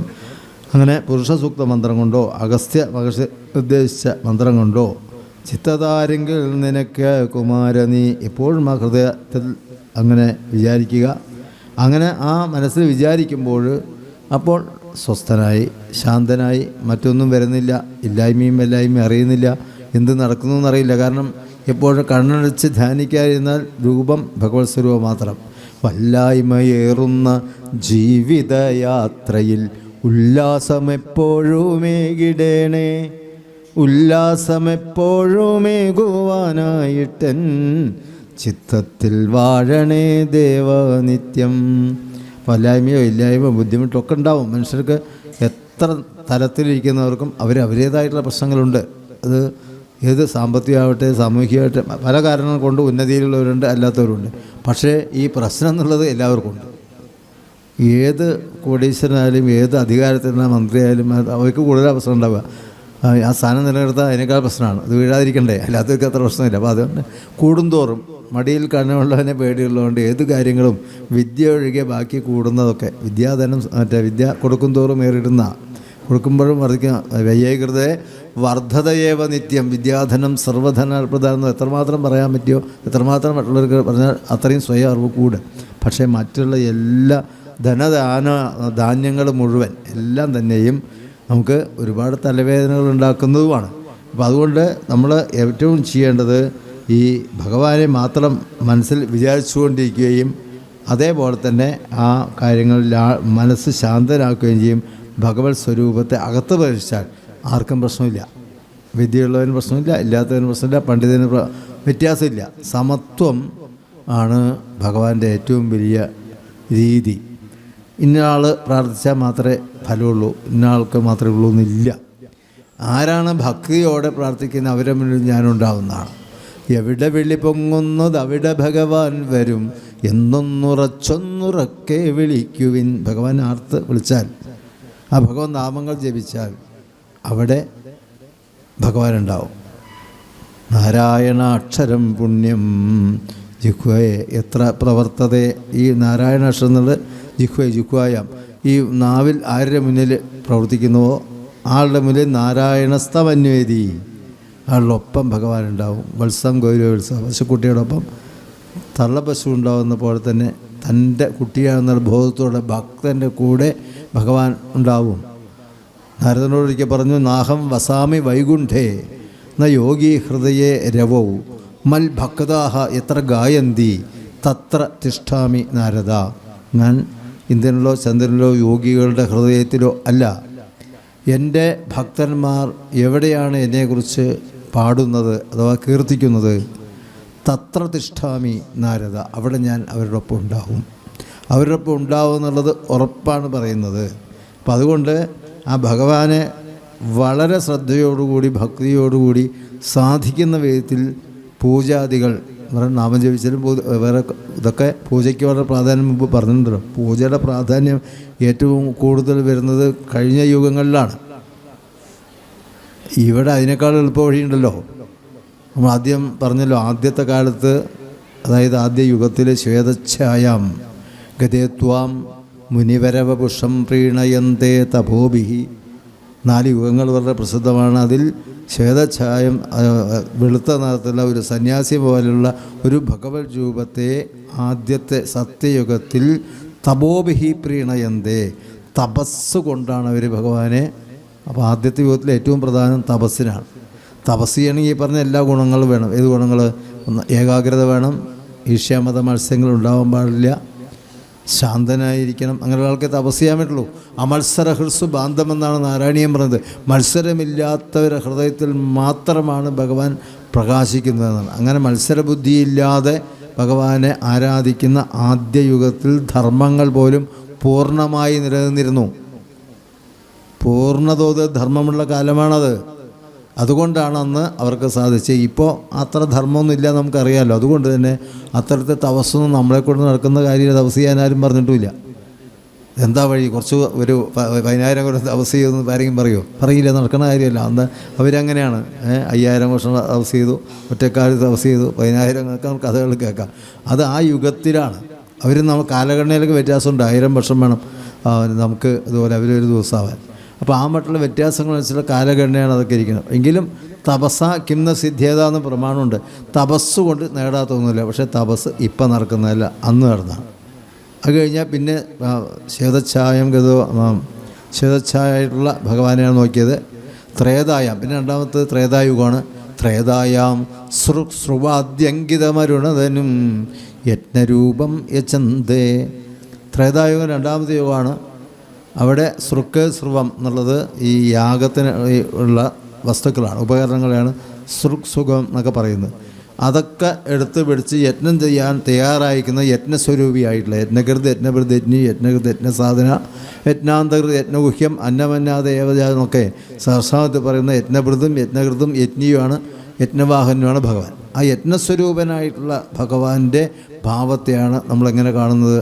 ആ ത്രേതായുഗത്തിൽ യജ്ഞത്തിന് പ്രാധാന്യം നടക്കുന്നു. അപ്പോൾ ഇവിടെ യജ്ഞത്തിൻ്റെ കാര്യം പറയുമ്പോൾ പൂജയെക്കാളും യജ്ഞത്തിന് ഫലമുണ്ട്. പക്ഷേ ആ യജ്ഞങ്ങൾ നടന്നതെന്നാണ്. എന്താ കാരണം? തപസ് ചെയ്യാനുള്ള അത്രയും ശക്തി രണ്ടാമത്തെ യുഗത്തിലില്ല. കാരണം കാൽഭാഗം അവിടെ എന്തായി? അധർമ്മം വന്നു തുടങ്ങി. അപ്പോൾ ധർമ്മിഷ്ഠമായ ഒരു സ്ഥലത്ത് മാത്രമേ വലിയ തപസ് നടക്കൂ. അപ്പോൾ അതിന്ന് കുറച്ചുകൂടെ ഒരു പടി താഴെയുള്ള ഒരു തരത്തിലേക്കാണ് ജനങ്ങളുടെ ആ ബുദ്ധിയും ചിന്തയും മാറിയത്. അപ്പോൾ അവർക്ക് പറ്റിയ കാര്യങ്ങൾ അക്കാലത്തെ പൂജാവിധികൾ അനുസരിച്ചാണ് രണ്ടാമത്തെ ആ യുഗത്തിൽ യജ്ഞങ്ങൾ. അന്ന് യജ്ഞങ്ങൾ പുത്രകാമേഷ യാഗങ്ങൾ, പുത്രകാമേഷ നടന്നു. ശേനേന യജേത എന്നൊക്കെ പറയും, ജ്യോതിഷ്ഠോമേന യജേത എന്നൊക്കെ പറയുന്ന കാലം അതായിരുന്നു. അപ്പോൾ അത് കഴിഞ്ഞ് പിന്നെ വീണ്ടും കഴിഞ്ഞ യുഗത്തിൻ്റെ പേരാണ് ദ്വാപരയുഗം എന്നുള്ളത്. അപ്പോൾ അവിടെ എത്തുമ്പോഴേക്കും പിന്നീടും ഒരു ഏകദേശം പകുതി ധർമ്മം അധർമ്മമൊക്കെയുള്ള കാലമായി. അപ്പോൾ അവിടെ തപസ് ചെയ്യാൻ പറ്റിയ കാലമായിരുന്നില്ല. അതിനുശേഷം പിന്നെ യജ്ഞങ്ങൾ ചെയ്യാനും അത്ര പോരാ. അപ്പോൾ പൂജാദികൾക്ക് പ്രാധാന്യം വന്നു. ആ യുഗമാകുമ്പോഴേക്കും പകുതി ധർമ്മവും പകുതി അധർമ്മമാണ്. അപ്പോൾ പൂജകൾ ഈ പറഞ്ഞിട്ടുള്ള പോലെ കൃത്യമായിട്ടുള്ള പൂജകൾ നമുക്കിപ്പോൾ ചെയ്യാൻ സാധിക്കാത്തത് തീർച്ചയായിട്ടും ഇപ്പോൾ ആ യുഗമല്ല. ഇപ്പോൾ ദ്വാപരയുഗം അല്ല എന്നർത്ഥം. അപ്പോൾ കലിയുഗമായി കഴിഞ്ഞു. അപ്പോൾ അതുകൊണ്ട് ഏറ്റവും കൂടുതൽ പൂജാദികൾക്ക് പറ്റുന്ന കാലവും പറ്റുന്ന ആൾക്കാരും എന്നാണ്. അത് കഴിഞ്ഞ് കലികാലം എന്ന് പറഞ്ഞാൽ നമ്മൾ പറയാമല്ലോ, എന്താ? 3 ഭാഗവും അധർമ്മവും 1/4 ഭാഗം മാത്രമേ ധർമ്മമുള്ളൂ. വൻ വ്യത്യാസമാണ്. ആ കാലം നീങ്ങിക്കൊണ്ടിരിക്കും. വർഷങ്ങൾ കഴിയുമ്പോഴാണ് യുഗങ്ങൾ വരിക. അതനുസരിച്ച് ഏറ്റവും കൂടുതൽ അധർമ്മം കൊടികുത്തി വാഴുന്ന ഒരു കാലമായിട്ടാണ് കലികാലത്തെ കാണുന്നത്. ലക്ഷക്കണക്കിന് ആൾക്കാരുണ്ടെങ്കിൽ 4-5 പേർക്ക് ധർമ്മം ആചരിക്കാൻ തോന്നുകയുള്ളൂ. സത്യധർമാദികൾ വെടിഞ്ഞിടിന പുരുഷനെ ക്രുദ്ധനാം സർപ്പത്തെക്കാളേറ്റവും പേടിക്കണം എന്നൊക്കെ ഇതിൽ പറഞ്ഞുകൊണ്ട് നീതിശാസ്ത്രത്തിൽ പറഞ്ഞത്. സത്യധർമാദികൾ വെടിഞ്ഞാൽ അതില്ലാത്ത ആളെ വലിയ വിഷസർപ്പത്തേക്കാൾ പേടിക്കുന്നതാണ്. അപ്പോൾ സത്യധർമ്മങ്ങൾ വെടിഞ്ഞ ആൾക്കാരുടെ വലിയ ഒരു വാസകാലം കൂടിയാണ് കലികാലം. അപ്പോഴാണ് കലികാലത്തുള്ളവർക്ക് വലിയ ബുദ്ധിമുട്ടല്ലേ, എന്തിനാണ് പിന്നെ ജീവിക്കാൻ പറ്റുക. പക്ഷേ അവിടെയാണ് ഏറ്റവും സുഖം ആർക്ക്? ഉപാസിക്കുന്നവർക്ക്. കലേർ ദോഷനിധേ രാജൻ, ഭാഗവതം പറയുന്നതാണ്. കലേർ ദോഷനിധേ രാജൻ. ഈ കലിയുടെ ദോഷത്തിൻ്റെ നിധിയായിരിക്കും. എല്ലാ ദോഷങ്ങളുടെയും ഭണ്ഡാകാരമാണ് ഈ കലിയുഗം. ആ കലിയുഗത്തിൽ അസ്തിഹേഗോ മഹാൻ ഗുണ, മഹത്തായ ഒരു ഗുണമുണ്ട്. യജ്ഞം ചെയ്യുകയും വേണ്ട, തപസ് ചെയ്യേണ്ട, പൂജാദികൾ ചെയ്യേണ്ട. അസ്തിഹേഗോ മഹാൻ ഗുണ കീർത്തനാദേവ കൃഷ്ണസ്യ മുക്തസംഘ പരംവ്രജയിൽ. വെറും നാമസങ്കീർത്തനം കൊണ്ട് തന്നെ ഭഗവാനെ സന്തോഷിപ്പിക്കുക. ഒക്കെ ഭഗവാനെ സന്തോഷിപ്പിക്കലാണ് പ്രധാനം. ആദ്യത്തെ യുഗത്തിൽ തപസ്സുകൊണ്ടായാലും, രണ്ടാമത്തെ യുഗത്തിലെ യജ്ഞങ്ങളെ കൊണ്ടായാലും, മൂന്നാമത്തെ യുഗത്തിലുണ്ടാകുന്ന പൂജാദികളെ കൊണ്ടായാലും ഭഗവാനെ സന്തോഷിക്കുകയാണ്. ത്വൽ പ്രസാദായ ഭൂയാൽ, ഭഗവത് പ്രസാദത്തിനാവട്ടെ എന്നാണ് പറയുന്നത്. ആ ഭഗവത് പ്രസാദം ആവാൻ ഏറ്റവും എളുപ്പം നാമസങ്കീർത്തനം കൊണ്ട് തന്നെ ഈ കാലത്ത് കിട്ടുമെന്ന് വെച്ചാൽ എത്ര എളുപ്പമാണ്. എന്നിട്ട് ചെയ്തില്ലെങ്കിൽ ആരെയൊന്നും പറഞ്ഞിട്ട് കാര്യമില്ല. എത്ര എളുപ്പമാണെന്ന് ആലോചിക്കണം. ഹരേ രാമ രാമ രാമ ഹരേ ഹരേ, ഹരേ കൃഷ്ണ കൃഷ്ണ കൃഷ്ണ ഹരേ എന്നുള്ളത് കലിസന്ധരണ ഉപനിഷത്ത് മന്ത്രം എന്നാണ് അതിന് പേരിട്ടിരിക്കുന്നത്. കലിയിലെ ദോഷങ്ങളെ മുഴുവൻ മറികടക്കാനുള്ള മഹത്തായിട്ടുള്ള ഉപനിഷത്ത് മന്ത്രമായി ഈ 2 വരി പറയുമ്പോൾ ഈ യജ്ഞവും ഇതൊക്കെ ചെയ്തതിൻ്റെ കാര്യം ഇതിന്ന് നമുക്ക് ലഭിക്കുകയാണ്. അത്രയും വലിയ ഒരു ഭാഗ്യമാണ് കലിയുഗം എന്ന് പൂന്താനമൊക്കെ പറഞ്ഞല്ലോ. കാലമിന്നു കലിയുഗമല്ലയോ ഭാരതമിപ്പദേശവുമല്ലയോ, അതിൽ വന്നൊരു പുല്ലായിട്ടെങ്കിലും ഇതു കാലം കഴിച്ചു കൂട്ടിയിടുവാൻ. ഒരു പുല്ലിന് പോലും ഭാരതത്തിൽ കലികാലത്ത് ജനിച്ചാൽ ഭാഗ്യമാണെന്ന് പറയുമ്പോൾ മനുഷ്യരായിട്ട് നമുക്ക് ഭാഗ്യമാണ്. അപ്പോൾ കലികാലത്തിനെ ദോഷിക്കേണ്ട ആവശ്യമില്ല, കലിയുടെ പിന്നാലെ പോവായിരുന്നാൽ മതി. കാലം കലികാലമാണെന്നിരിക്കലും കാലോചിതം ഭജിച്ചിടുന്നോർക്ക് കാരുണ്യക്കാതലമമ്മ മടിയാതെ പാരം പ്രസാദിക്കും സത്യമത്രേ. സർവലോകേശ്വരി സർവജനേശ്വരി സർവമനോഹരി സർവേശ്വരി സർവൈകസാക്ഷിണി സർവഭൂതേശ്വരി സർവത്ര വ്യാപിച്ചിരിക്കും ദേവി. ഭക്തിയാ ഭജിക്കുന്ന മർത്യൻ്റെ ചിത്തത്തിലെത്തി വിളങ്ങിയിടും സർവകാലം. ഈ കലികാലത്ത് അമ്മയുടെ അമ്മേ നാരായണെന്നും ദേവി നാരായണ എന്നുള്ള മന്ത്രങ്ങൾ ജപിച്ചാൽ മാത്രം തന്നെ കലികാലത്തിന് അനുസൃതമായിട്ടുള്ള ഉപാസനയായി. അപ്പോൾ ശ്രദ്ധയോടും ഭക്തിയോടും ഭഗവൻ നാമങ്ങളെ ഉരുവിട്ടാൽ ഈ യത്നങ്ങളൊക്കെ ചെയ്യാനൊക്കെ വലിയ ഫലം ഈ കാലത്തുണ്ട്. അത് നമുക്ക് സാധിക്കില്ല എന്ന് ഈശ്വരനറിയാം.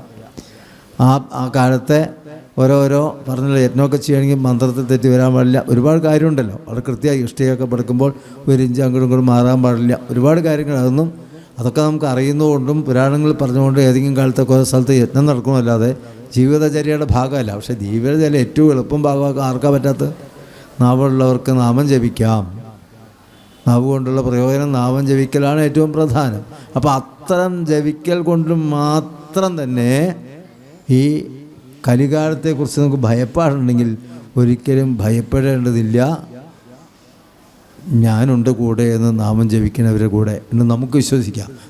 ഇല്ല എനിക്ക് ശങ്ക, ഇരുൾ നീങ്ങി എല്ലായിടത്തും ഇപ്പോൾ അമ്മയാണെൻ്റെ കൂടെ ഗമിപ്പതുമെന്ന ബോധം ധരിച്ച്, ആ ജഗദംബിക ഒപ്പമുണ്ട് എന്നുള്ള ബോധം ധരിച്ചാൽ ശങ്കയില്ല, കലിയുഗം എന്നുള്ള പ്രശ്നമില്ല, അധർമ്മത്തിൻ്റെ പ്രശ്നമില്ല, അവിവേകത്തിൻ്റെ പ്രശ്നമില്ല. അത് തന്നെയാണ് ഏറ്റവും ശ്രേഷ്ഠമായിട്ടുള്ള കാര്യങ്ങൾ ഉള്ളത്. അതുകൊണ്ട് ആ ഹൃത്കമലത്തിൽ ഈശ്വര ധ്യാനം ചെയ്യണം.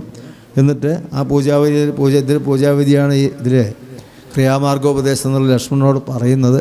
അപ്പം അതുകൊണ്ട് ആ തരത്തിലുള്ള, അതായത് ത്രേതായുഗം കഴിഞ്ഞ് അടുത്ത ദ്വാപരയുഗത്തിൽ വരുന്ന പൂജയെക്കുറിച്ചും കൂടിയാണ് ഉദ്ദേശിക്കുന്നത്. പക്ഷേ ഇതൊക്കെ കാലാതീതമാണ്. കാലത്തെ അതിവർത്തിച്ച്, ദേശങ്ങളെ അതിവർത്തിച്ച്, ദേശകാലാവധിഭ്യാം നിർമുക്തം എന്ന് പറയുന്ന ദേശങ്ങളെയും കാലങ്ങളെയൊക്കെ അതിവർത്തിച്ച് നിൽക്കുന്ന ശ്രേഷ്ഠമായിട്ടുള്ള വരികളാണ്. അതുകൊണ്ട് അങ്ങനെ ചെയ്യുമ്പോൾ അതുപോലെ ആ അഗ്നിയിലൊക്കെ വേണ്ട പോലെ ചെയ്തു കഴിഞ്ഞാൽ അവിടെ തീർച്ചയായിട്ടും എൻ്റെ സാന്നിധ്യം ഉണ്ടാവും. എന്നിട്ട് ഭക്തിയാ ജപിച്ചു മാം ധ്യാനിച്ചു മൗനിയായി വക്രവാസം നാഗവല്ലീതളാദിയും ദത്വാ മദഗ്രേ മഹൽ പ്രീതിപൂർവകം നൃത്തഗീതി സ്തുതിപാഠാദികളും ചെയ്തു പാദാംബുജെ നമസ്കാരവും ചെയ്തുടൻ ഛേദസി മാം ഉറപ്പിച്ചു വിനീതനായി മദ്ദത്തമാകും പ്രസാദത്തെയും പുനരുത്തമാങ്കേ നിധായാനന്ദപൂർവകം രക്ഷമാം ഘോരസംസാരാദിമുഹു ഉക്വാ നമസ്കാരവും ചെയ്തനന്തരം. അങ്ങനെ പൂജാവിധികൾ വേണ്ട പോലെ പൂർത്തിയാക്കിയ ശേഷം അതുപോലെ ക്ഷേത്രത്തോടനുബന്ധിച്ച് ക്ഷേത്രകല, നൃത്ത വാദ്യാദികളുണ്ട്, ഗീതസ്തുതി പാഠാദികളുണ്ട്. അതൊക്കെ ഇതിൻ്റെ ഭാഗമാണ്. നൃത്തവും ഗീതവും സ്തുതിയും ഒക്കെ തന്നെ വളരെ വിശേഷമായി ഭഗവാൻ അർപ്പിക്കാവുന്ന കലകൾ കൂടിയാണ്. സകല കലയുടെയും നാഥിയായിട്ടുള്ള ഭഗവാനോ ഒക്കെ ചെയ്യാം, ഭഗവതിക്കും ചെയ്യാം. അങ്ങനെ നൃത്താദികളെല്ലാം കൂടി ചെയ്തുകൊണ്ട് പ്രസാദിപ്പിച്ചുകൊണ്ട് എന്താണ് പ്രാർത്ഥിക്കുന്നത്? രക്ഷമാം ഘോരസംസാരാദിതി മുഹുരുക്വാ നമസ്കാരവും ചെയ്തനന്തരം. അല്ലയോ ഭഗവാൻ രക്ഷിക്കുക, എന്തിൽ നിന്ന്? ഈ ഘോരമാവുന്ന സംസാര സാഗരത്തിൽ നിന്നും എന്നെ രക്ഷിക്കൂ എന്നാണ് ആ ഓരോ പൂജയുടെ അവസാനം പ്രാർത്ഥിക്കേണ്ടത്. നമ്മൾ ഭാഗവതത്തിൻ്റെ അവസാനം പറയില്ലേ, ഭവേ ഭവേ യഥാഭക്തി പാദയോസ്തവജായതേ തഥാ കുരുഷദേവേശാനാഥസ്തന്നോ യദ പ്രഭോ നാമസങ്കീർത്തനം യസ്യ സർവഭാവപ്രണാശനം പ്രണാമോ ദുഃഖശമന തം നമാമി ഹരിം പരം എന്ന് പറയുന്നത് ഈ ഭവേഭവി ഈ ലോകത്തിലുണ്ടാകുന്ന ഈ എല്ലാ വിഷമങ്ങളെയും എല്ലാ ദുഃഖങ്ങളെയും മറികടക്കാൻ അങ്ങയുടെ നാമസങ്കീർത്തനം മാത്രമാണ്.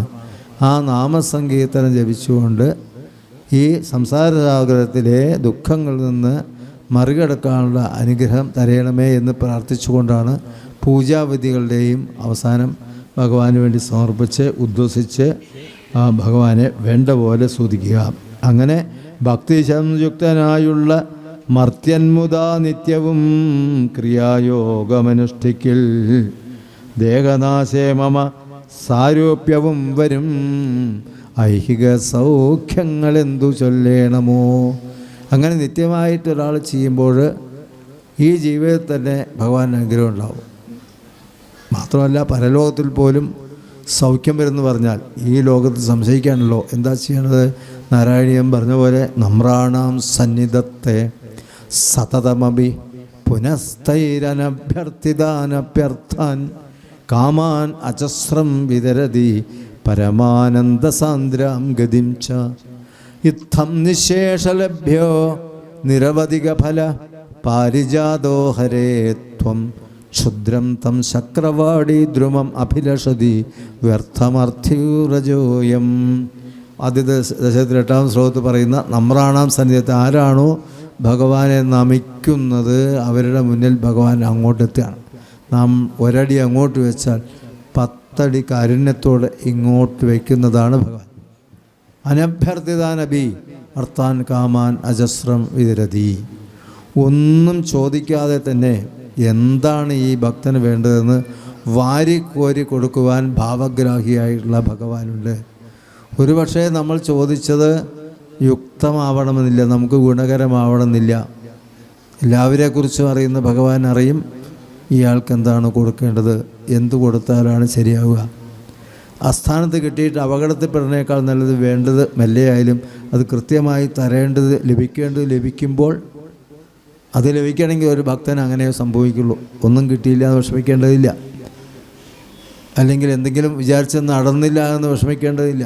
ദേവീ പാദം ഭജിപ്പോർക്ക് വരാ ദുഃഖമൊരിക്കലും വന്നുപെട്ടാൽ തന്നെ അത് ശ്രേയസ്സിനെന്നു കാണണമെന്ന് ദേവി ഭാഗവത പറഞ്ഞു.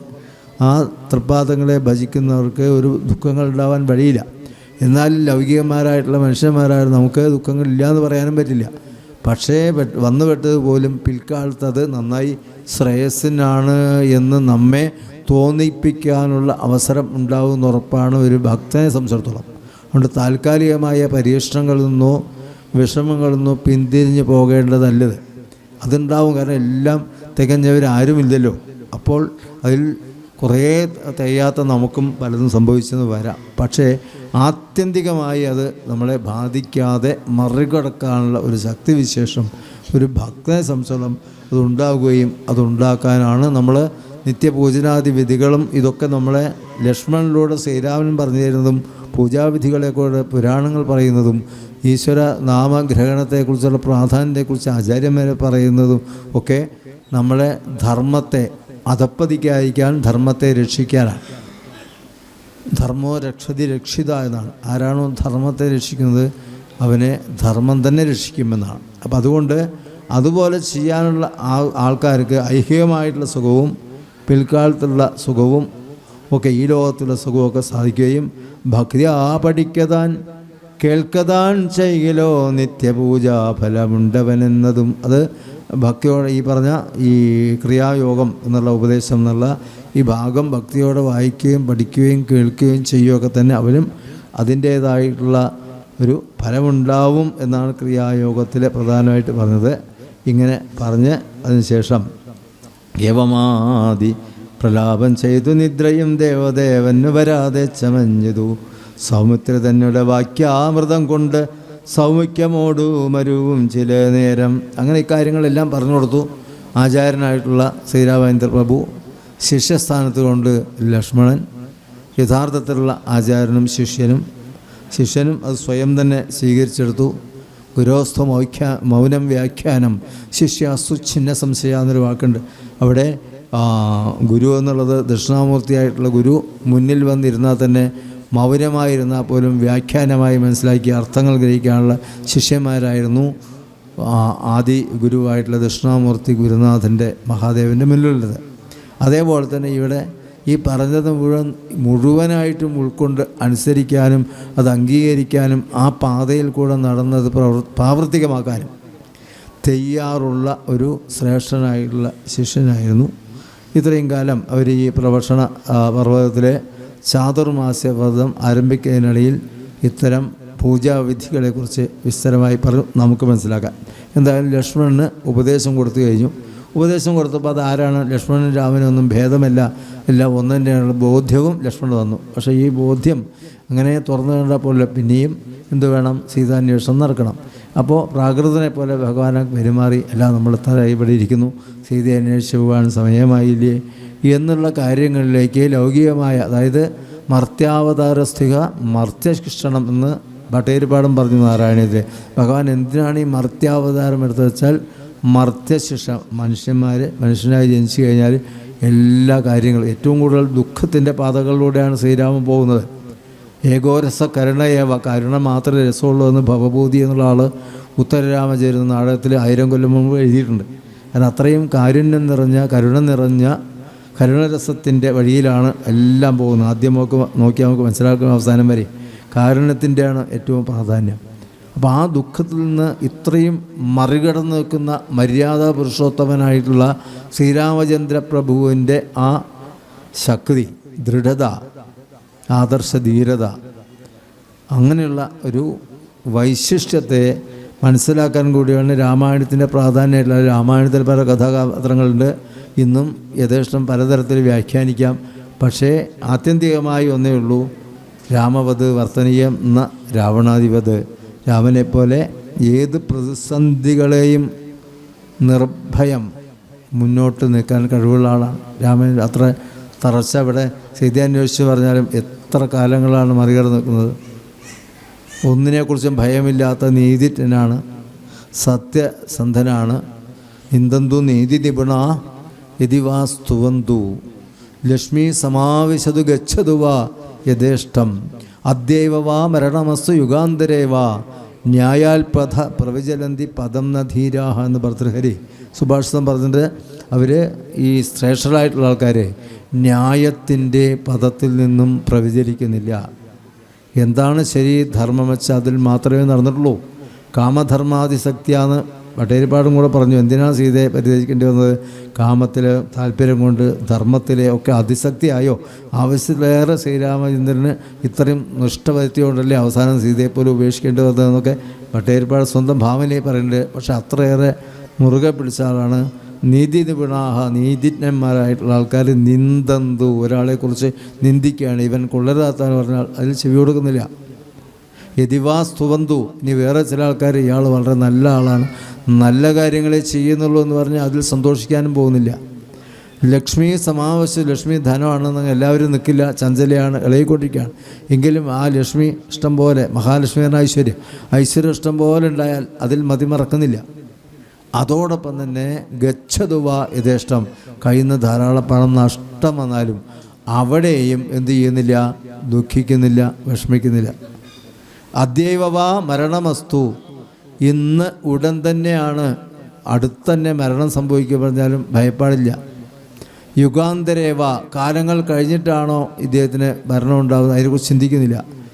ന്യായാൽപഥ, ധീരനായിട്ടുള്ളൊരാൾ, ഇതിനൊക്കെ അതീതനായി ന്യായത്തിൻ്റെ വഴിയിൽ നിന്നും കടുകിട ചലിക്കാതെ നിൽക്കുന്നവരെയാണ് ധീരന്മാർ എന്ന് പറയുന്നത്. അതുപോലെ ആ ധീര ഉത്തമ ഉദാത്ത കഥാപാത്രത്തിൻ്റെ ഏറ്റവും ശ്രേഷ്ഠമായിട്ടുള്ള മര്യാദാ പുരുഷോത്തമനാണ് ശ്രീരാമൻ എന്നുള്ളതുകൊണ്ട് ആ കഥയിൽ പറയുന്ന കാര്യങ്ങൾ അതാണ്. സുഖമായിട്ടൊക്കെ ഇരിക്കുകയാണല്ലോ, ഒരു കാര്യം ആലോചിക്കണ്ടേ? നമ്മളൊന്ന് സഖ്യം ചെയ്തില്ലേ ആ ഋഷ്യമുഖാചലത്തിൽ വെച്ച്? അന്ന് അങ്ങയ്ക്ക് രാജ്യാഭിഷേകം ഞാൻ നടത്തിത്തരും, അങ്ങനെ അങ്ങയെ രാജാവാക്കുമെന്ന് സുഗ്രീവനോട് ശ്രീരാമചന്ദ്ര പ്രഭു എന്ന് പറഞ്ഞു. അത് അക്ഷരം പ്രതി നടപ്പാക്കി. നമ്മൾ തിരിച്ചെന്താ വാക്ക് കൊടുത്തത്? സീതയെ അന്വേഷിച്ച് കണ്ടെത്തി തരാമെന്നാണ്. പക്ഷേ ഈ ചാതുർമാസ്യക്കാലം കഴിയാറായി, അതിൽ എന്തെങ്കിലും ഒരു കാര്യം നമ്മൾ ഇതുവരെ പുറപ്പെട്ടിട്ടുണ്ടോ? ആരൊക്കെങ്കിലും നിർദ്ദേശം കൊടുത്തിട്ടുണ്ടോ? നമ്മളൊന്നും അറിഞ്ഞില്ല എന്ന് പറഞ്ഞ പോലെങ്കിൽ ഇരുന്നാൽ ശരിയാവോ എന്ന് രാജാവിനോട് പോയി മന്ത്രി പറയുകയാണ്.